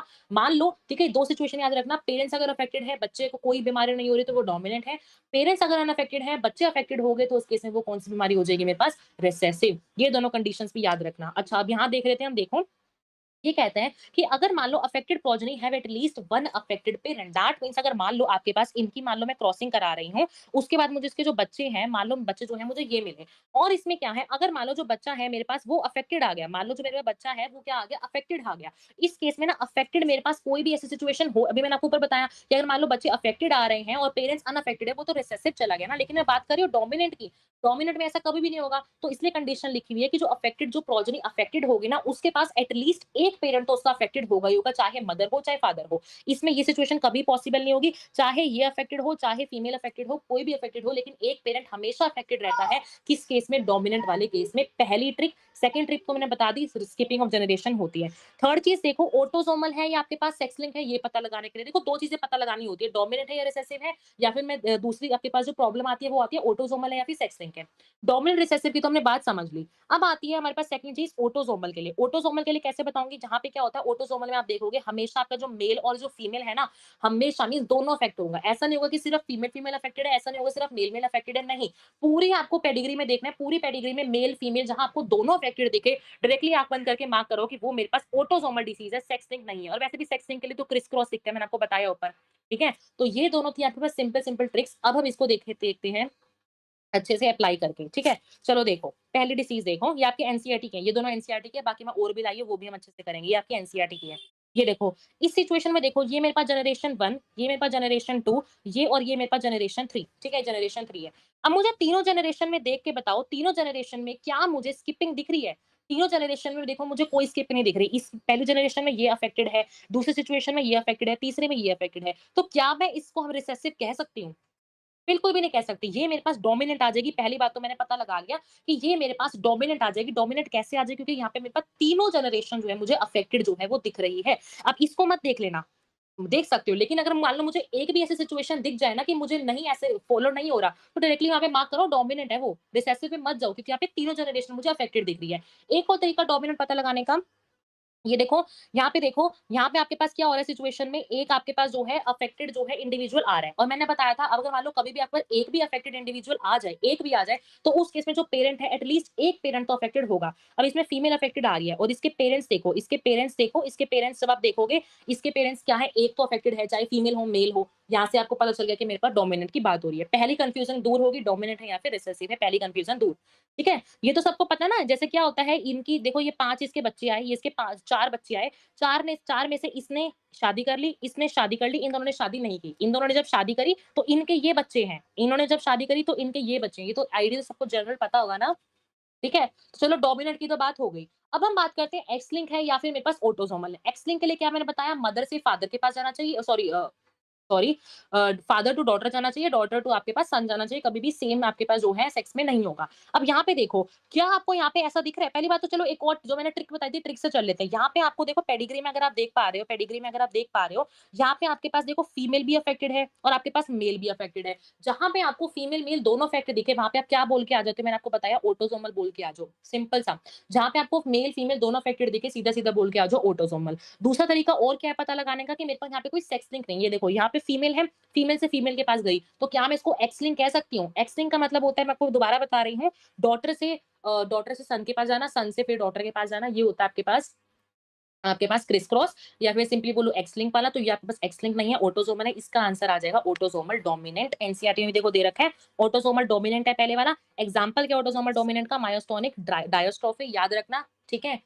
क्या है इसका आंसर? मायोटोनिक डायस्ट्रोफी आंसर है। अभी आपको बताऊंगी, जब हम डिसऑर्डर्स पढ़ते हैं तब हम इसका समझते हैं। मायोटोनिक डायस्ट्रोफी वहां लिखवाई हुई है, तो अभी फिलहाल याद रखो ये कौन सी है। अब आ जाओ इस पे, ये मेरी जनरेशन वन है मेरे पास, ये मेरे पास जनरेशन टू है, ये मेरे पास जनरेशन थ्री है। अब इसमें बताओ मुझे स्किपिंग दिख रही है? कोई ऐसी जनरेशन मुझे दिख रही है जहाँ पे मेरे पास अफेक्टेड चीज नहीं है? बताओ। देखो, खुद दिख रहा है तुम्हें यहाँ पे, फर्स्ट में मेरे पास कोई अफेक्टेड नहीं है, दैट मीन्स ये मेरे पास कैसी डिसीज होगी? रिसेसिव। यहाँ पे कोई मेरे को स्किपिंग नहीं दिख रही, इसलिए मैं इसको क्या बोल दूंगी? स्किपिंग बोल दूंगी, ठीक है? एक्स लिंक में मॉम टू सन भी जाता है। हाँ वही देखो, फादर से डॉटर के पास जाएगा, मदर से सन के पास जाएगा। कभी भी आपको ऐसा नहीं मिलता एक्स लिंक में कि मदर टू डॉटर चला जाए या फिर फादर टू सन चला जाए। जहां वो दिखती एक्स लिंक को काटा मार दो, एक्स लिंक नहीं हो सकता है। हाँ, ठीक है। तो ये मेरे पास कैसी होगी? पहली बात तो रिसेसिव होगी। क्यों रिसेसिव होगी मैंने बता दी, यहाँ पे आपको स्किपिंग दिख गई। दूसरी बात, ऑटोसोमल है या डोमिनेंट है? देखो, मेल अफेक्टेड है, फीमेल अफेक्टेड है, क्या बोलोगे? ऑटोसोमल। कितना सिंपल है, देखो कितना सिंपल है। जहाँ पे दोनों चीजें अफेक्टेड दिखी, सीधे-सीधे बोल दो ऑटोसोमल। दूसरा चीज देख सकते हो, क्या यहाँ पे आपको क्रिस क्रॉस पैटर्न दिख रहा है? मीन्स आपको क्रिस क्रॉस पैटर्न यहाँ पे दिख रहा है? नहीं दिख रहा तो एक्स लिंक को क्यों सोच रहे हो? एक्स लिंक सोचो ही मत, सीधा मार्क करके आ जाओ autosomal recessive. Very important thing, ये आपके पास दोनों है किसके? एनसीईआरटी के। अब मैं आपको बताती हूँ सिंपल से, यहाँ से जो मैं लेके आई हूँ, ये देखो। चलो देखो, यहाँ पे देख सकते हो तुम, यहाँ पे ये देखो, पहला यहाँ पे देखो, ये जनरेशन 1 है, जनरेशन 2 है, जनरेशन मेरे पास 3 है। इस सिचुएशन में पहली बात तो मुझे ये बता दो, क्या यहाँ पे स्किपिंग दिख रही है? कोई स्किपिंग आपको नहीं दिखेगी, कोई यहाँ पे आपको स्किपिंग नहीं दिख रही। पहली बात मार्क करके आओ, जो डोमिनेंट है। पहली चीज मेरे पास यहाँ पे सॉल्व होगी, डोमिनेंट है। अब मुझे बताना है ऑटोसोमल है या एक्स लिंक है। यहाँ पे देखो, female affected, male affected, female female male सारे अफेक्टेड है। क्या मार्क करके आ जाओगे? Autosomal dominant. सिंपल सा है, जैसे मार्क करके बताया मैंने, सिर्फ हाँ रियाज का ठीक है, ऑटोसोमल डोमिनेंट बिल्कुल ठीक है। ऐसे आप सोच सकते हो। एक और चीज़ सोच सकते हो, क्या यहाँ पे क्रिस क्रॉस पैटर्न है? क्रिस क्रॉस नहीं पैटर्न दिख रहा तो क्यों सोच रहे हो आगे? है ना? सिंपल सा यहाँ पे सॉल्व हो जाएगा। चलो नेक्स्ट, यहाँ पे देखो, ये शायद रिपीटेड है ना? अच्छा हाँ, ये एनसीईआरटी का है जो हमने ऊपर बनाया, इसको छोड़ो। चलो इस पे आओ, ठीक है? ये देखो, अब यहाँ पे भी तुम देख सकते हो, यहाँ पे अब ये पे एक्स लिंक का एग्जांपल है ये देखो, यहाँ पे पहले मुझे ये बताओ, रिसेसिव होगी या डोमिनेंट होगी? बताओ रिसेसिव होगी या डोमिनेंट? फटाफट से कमेंट से बता दो। ये डोमिनेंट है या रिसेसिव है?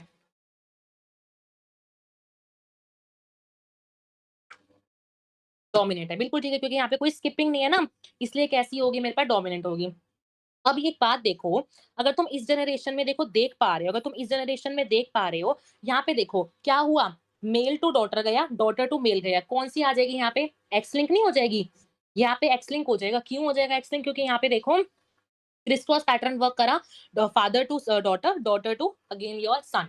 ठीक है, तो इस तरह से क्रिस क्रॉस पैटर्न जहां वर्क करता है उसको हम बोल देते हैं सीधा सीधा, हमारे पास एक ऐसी डिसीज है, एक्स लिंक डोमिनेंट है। ठीक है, सबको समझ में आ गया? ओके, ठीक है। चलो अब इस पे आ जाओ। अच्छा ये बताओ, अब कैसी डिसीज तुम्हें दिख रही है? बताओ पहले बताओ, तुमको यहाँ पे स्किपिंग दिख रही है? हाँ नहीं हाँ, DG21 ठीक है, सबका ठीक है। बताओ, अच्छा ये वाला बताओ मुझे यहाँ पे, दिस इज क्वेश्चन नंबर 20। बताओ बताओ बताओ बताओ।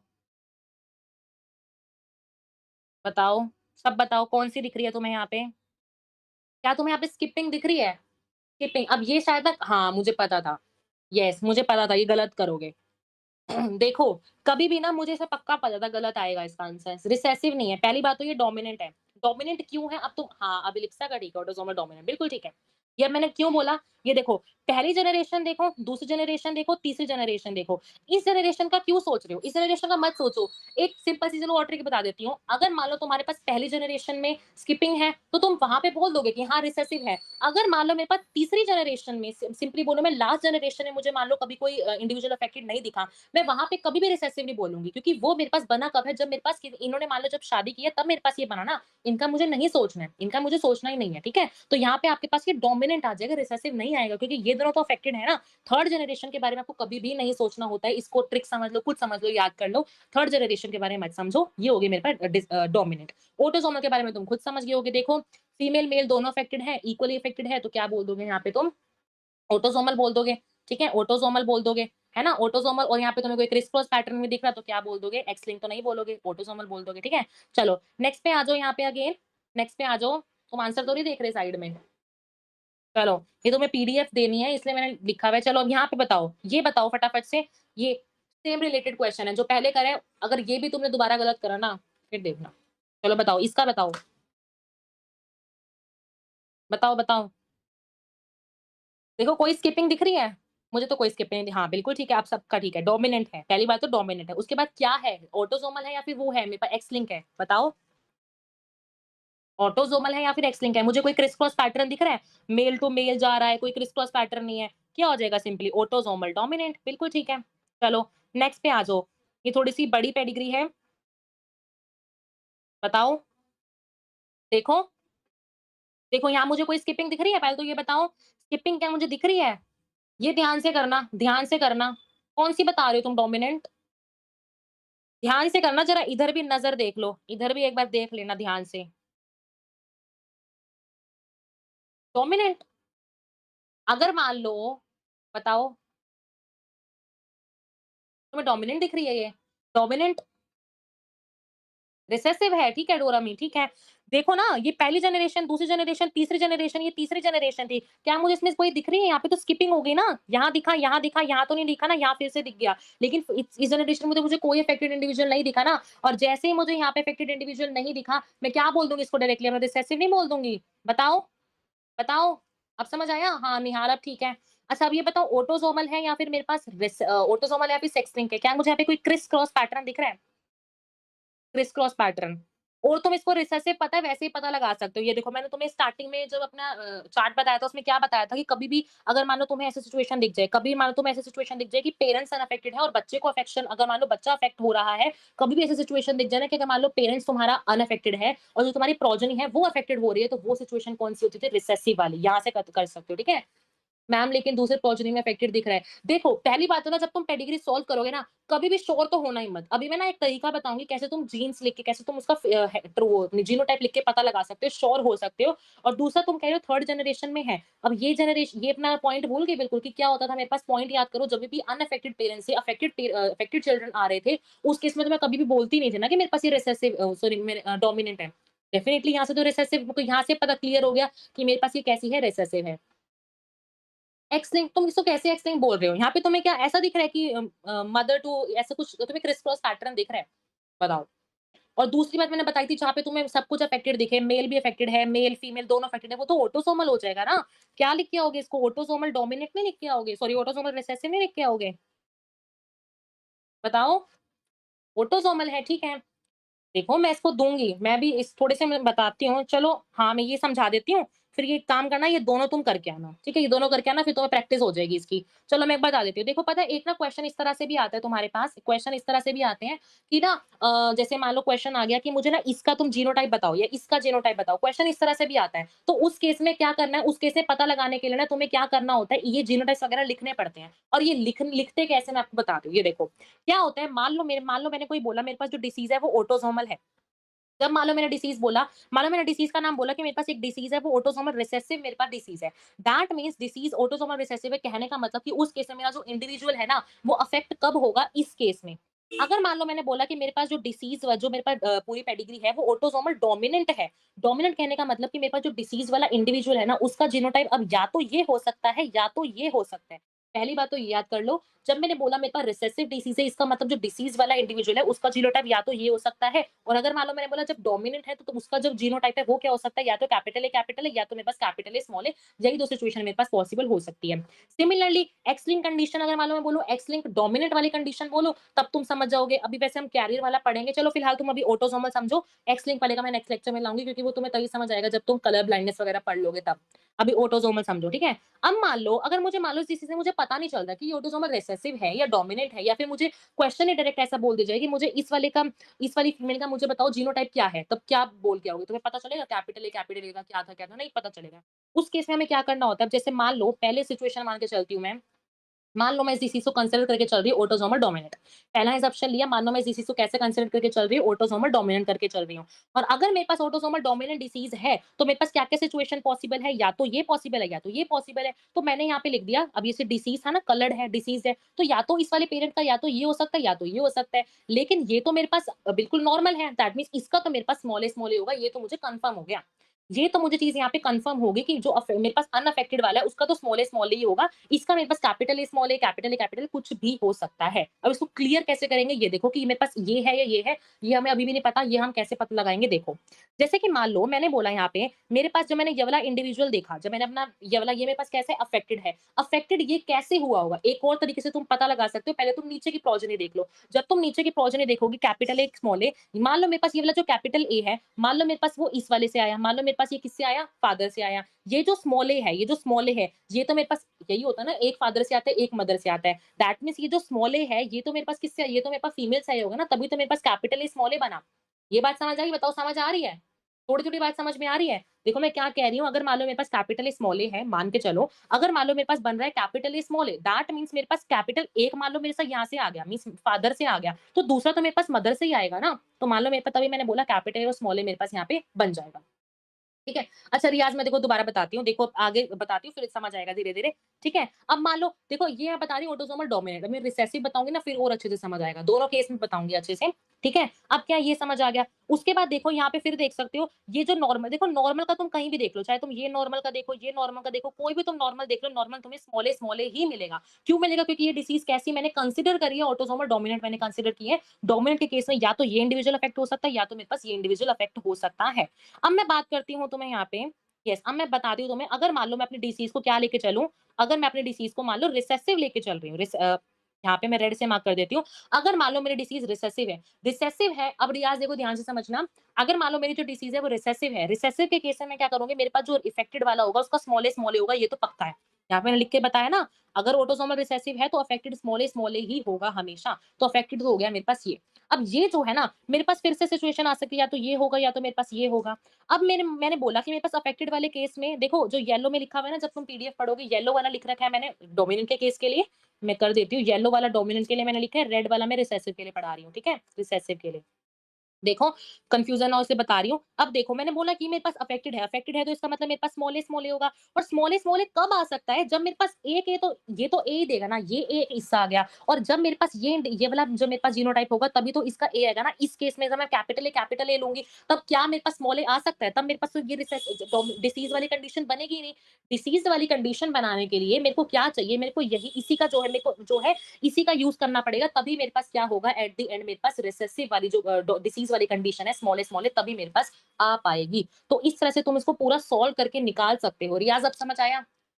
बताओ, बताओ ये होता है मेरे पास निकालने के लिए, ये सिचुएशन होते हैं मेरे पास क्या करने के लिए, जब मुझे निकालना हो कभी हमेशा अपना जीनोटाइप पता लगाने के लिए तुम कर सकते हो। बताओ समझ आया? बताओ? इस तरह से तुम पूरा जीनोटाइप जो है सॉल्व कर सकते हो। ठीक है, अब हो गया ना क्लियर? Okay, okay, okay. ठीक है? उसके बाद देखो ये तुम्हारा question number, wait this is 20। चलो तुम मार्क कर जाना ऐसे पेडिग्री वाले का आंसर, अच्छा आंसर लिखा ही है। चलो कोई बात नहीं, साथ साथ में ना मार्क कर देना, साथ साथ में ना मार्क कर देना, अगर मतलब एक बार देख लेना कि हाँ तुम्हारा आंसर सही है नहीं है, मैंने पीडीएफ में आंसर दे रखा है अदरवाइज, ठीक है। पेडिग्री के दोनों आंसर कर लेना, और एक क्वेश्चन मैंने पहले दिया था उसका भी आंसर करना। अब एक बार थोड़े से हम लिंकेज के क्वेश्चन कर लेते हैं, फिर हमारे डिसऑर्डर्स तो हो नहीं पाएंगे, डिसऑर्डर्स के क्वेश्चन रह जाएंगे, और 2-3 लिंकेज के क्वेश्चन और भी रह जाएंगे, कोई बात नहीं, चलो छोड़ो। डिसऑर्डर्स वाला और जो हमारे 2-3 लिंकेज के ही क्वेश्चन जो है हम इसको नेक्स्ट क्लास में कर लेंगे, वो भी एम्स के ही हैं, ठीक है? वो भी एम्स के हैं। फिलहाल जीन मैपिंग के क्वेश्चन कर लेते हैं। देखो, हमने ऊपर पढ़ा लिंकेज के बारे में। अब क्या था ना, लिंकेज मॉर्गन का ना एक स्टूडेंट था। मॉर्गन का एक स्टूडेंट था जिसका नाम था स्टूटवेंट। मॉर्गन का एक स्टूडेंट था जिसका नाम था स्टूटवेंट। उसने क्या करा, उसने ना उसने ये जो जीन्स ऐसे हमने लोकेट करी थी कि एक क्रोमोसोम के ऊपर इतनी ये एक क्रोमोसोम के ऊपर ये जीन्स लोकेटेड है, दूसरे के ऊपर ये है। इसका ही पूरा यूज़ करके ना मॉर्गन ने क्या करा, एक एक ना मैप बना दिया, एक मैप बना दिया। मैप को उसने कैसे असाइन किया, जीन्स को उसने कैसे लोकेट किया, तो ये स्टूटवेंट ने सारा काम किया। उसने कैसे करा, अब उससे रिलेटेड ना स्टूटवेंट के ये सारे ना स्टूटवेंट वाले जो क्वेश्चन हैं वो यहाँ से आते हैं और इसके क्वेश्चन ज़रूर आते हैं। तो उसको देखो कैसे करते हैं। यहाँ उन्होंने बोला कि हमारे पास 3 जीन्स है ABC, percentage crossing over AB के बीच में 20% है, बीसी के बीच में 28% है, एसी के बीच में 8% है। तो आप कैसे अरेंज करोगे? या तो आप क्रोमोसोम के ऊपर बीएसी लिखोगे या एबीसी लिखोगे, मतलब कैसे आप अरेंज करोगे पूरी सीक्वेंस के ऊपर, इससे आपका जो है बहुत बार क्वेश्चन आता है। देखो, इस क्वेश्चन को सॉल्व कैसे करते हैं, बहुत सिंपल मेथड होता है। सबसे पहले ढूँढ लो जो भी आपको दे रखा है, सबसे पहले ढूँढ लो सबसे ज़्यादा कौन-सा है। 28 सबसे ज़्यादा दिख रहा है मुझे तीनों में से, जो सबसे ज़्यादा है पहले उसको मार्क कर लो। सबसे मुझे क्या दिख रहा है, बी और सी, मतलब मैं सबसे यहाँ पे कर लूँगी बी मार्क, यहाँ कर लूँगी मैं सी मार्क, क्योंकि ये सबसे ज़्यादा मुझे क्या दिख रहा है, दूर-दूर दिख रहा है, मैंने बी और सी मार्क कर लिया। उसके बाद मुझे बीच में रखना है ए को, क्योंकि 3 ही कॉम्बिनेशन दे रखे हैं मुझे, ए-बी-सी यही 3 दे रखे हैं। बी-सी मेरे पास इसके बीच में कितना डिस्टेंस दे रखे हैं, 28। उसके बाद मुझे बी में कहाँ ए सॉरी मुझे ए लोकेट करना है। ए को वैसे देखो 3 कॉम्बिनेशन है, बी-सी अगर मैंने लोकेट करे तो सी ए को मेरे पास बीच में आना पड़ेगा। लेकिन मेरे पास क्या है ना, कभी-कभी ना अभी मैं क्वेश्चन अगर आज हो पाए मैं बता दूँगी, कभी-कभी मेरे पास 4 के कॉम्बिनेशन आते हैं। तो 4 के कॉम्बिनेशन में तुम्हें समझना पड़ता है, मैं नेक्स्ट में बताऊँगी। फिलहाल समझो सबसे बड़े वाले को कर लो, उसके बाद क्या करो, जीन्स को बीच में क्या करो, लोकेट करते हुए चलो। अब जैसे इसके बीच में था 28, बी और सी, बी सी के बीच में था 28, ए और बी के बीच में कितना है, ए और बी के बीच में कितना है 20, और ए और सी के बीच में कितना है 8। तो इसका कॉम्बिनेशन क्या आ जाएगा, बी ए सी आंसर आ जाएगा फर्स्ट। इस तरह से हम मार्क करते हैं, बी ए सी ऐसे आपके जो है मार्क होते हैं। देखो अगर मेरे पास क्वेश्चन है मैं आपको बताती, वरना yes if I have a question from that, ठीक है, एक सेकंड मैं क्वेश्चन देखूं अगर है तो।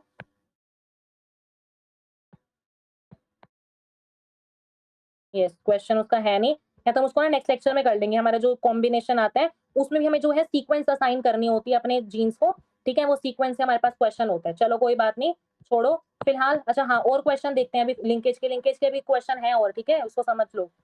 ठीक है, अच्छा हाँ, यही सबसे ज्यादा कॉम्प्लेक्स क्वेश्चन आते हैं लिंकेज के। ये देखो क्वेश्चन देखो, assume C and B genes are linked. वो कह रहे हैं कि एक कंडीशन मान के चलो कि आपकी जो जीन्स है ना, सी और बी वाले जो जीन्स है वो लिंक्ड है। लिंक्ड कहने का मतलब क्या है कि मान लो मेरे पास सी, लिंक कहने का मतलब है मेरे पास यहाँ पे कि मेरे पास जो सी और जो बी जीन है ना, वो मेरे पास सेम क्रोमोसोम पे है, कहने का मतलब ये है, ठीक है। अब कह रहे हैं कि अगर मान लो प्लस और प्लस, ये जो प्लस प्लस वाला है इसको मैं क्रॉसिंग करा दूं अपने ए बी के साथ, तो मेरे पास F1 में जो प्रोजनी आएगी ना उसका आंसर तुम्हें बताना है। अब यहाँ पे वो कह रहे हैं कि अगर मान लो मैं प्लस प्लस की क्रॉसिंग करा दूं अपने स्मॉल ए बी के साथ, अगर मान लो मैं यहाँ पे अपने प्लस से की, ये देखो, ये देखो, यहाँ पे आप देख भी सकते हो, अगर मान लो मैं यहाँ पे लेके चलूँ मेरा प्लस प्लस, इसको मान लो मैं डोमिनेंट लेके चलूँ और अपने एबी वाले को मैं रिसेसिव लेके चलूँ।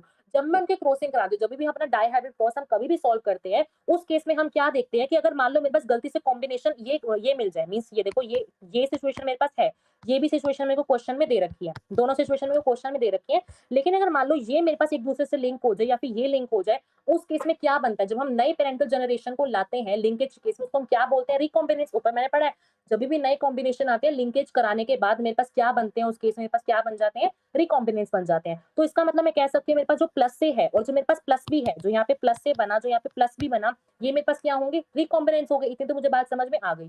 क्वेश्चन में दे रखा है यहाँ पे कि मेरे पास जो है रिकॉम्बिनेंस कितने बने हैं, 40% रिकॉम्बिनेशन। कितने बने हैं मेरे पास, 40% रिकॉम्बिनेशन बने हैं।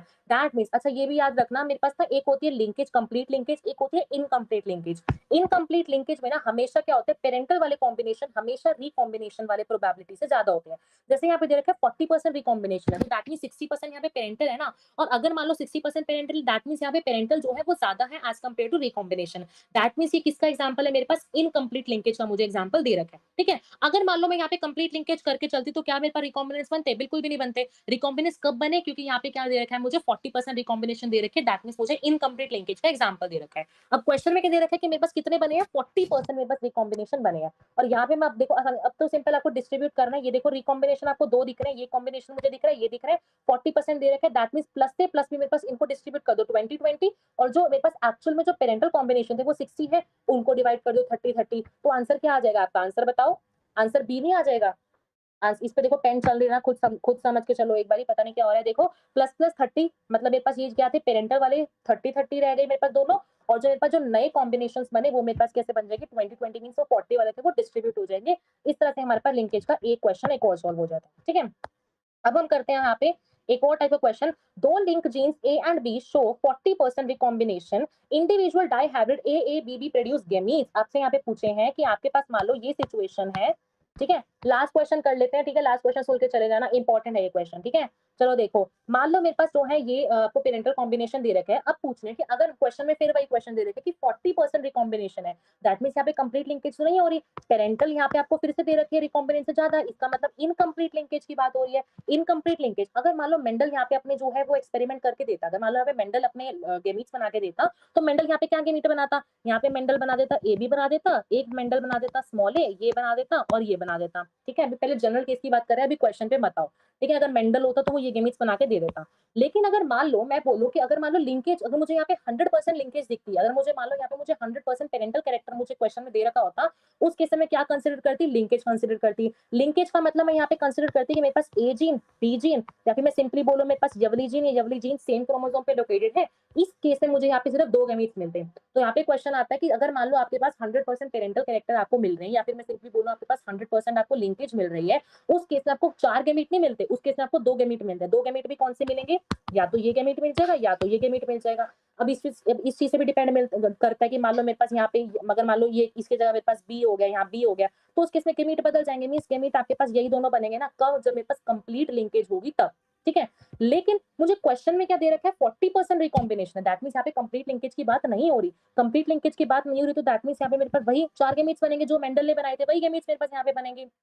और गेमीट्स भी कैसे, आपको पता है लास्ट और फर्स्ट वाले कौन से होते हैं, ट्रिक बताई थी कौन से होते हैं, पेरेंटल। बीच वाले कौन से होते हैं मेरे पास, रिकॉम्बिनेंस। तो यहाँ से आप अपने आंसर मार्क कर सकते हो, आपके पास जो गेमीट्स हैं वो बनेंगे तो 4 ही गेमीट्स बनेंगे आपके पास, अभी भी 4 है, क्योंकि यहाँ पे कंप्लीट लिंकेज नहीं हुई है। लेकिन उसमें से रिकॉम्बिनेंस का क्वेश्चन आ जाए, जैसे पहले क्वेश्चन हमने बी ऑप्शन मार्क करा, वहां पे आपके पास आ जाएगा रिकॉम्बिनेंस कौन से, कैपिटल ए स्मॉल बी, और आपके पास स्मॉल बी कैपिटल बी।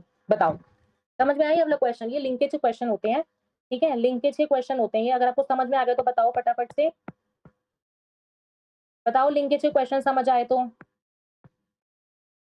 बताओ, बताओ सब बताओ, लिंकेज के क्वेश्चन समझ में आए, बताओ। उसके बाद फिर हमारे सारे ये जो डिसऑर्डर्स बचते हैं, ठीक है, अभी लिप्सा को समझ में आ गया। ठीक है, डिसऑर्डर्स बचते हैं, देखो डिसऑर्डर से तुम खुद देखो कितने अच्छे कॉम्प्लेक्स क्वेश्चन लाई हुई हूँ। ठीक है, तो इसको हम ना काम करेंगे, नेक्स्ट लेक्चर में करेंगे, बहुत छोटा सा लेक्चर होगा क्योंकि डिसऑर्डर्स ही बचे हैं।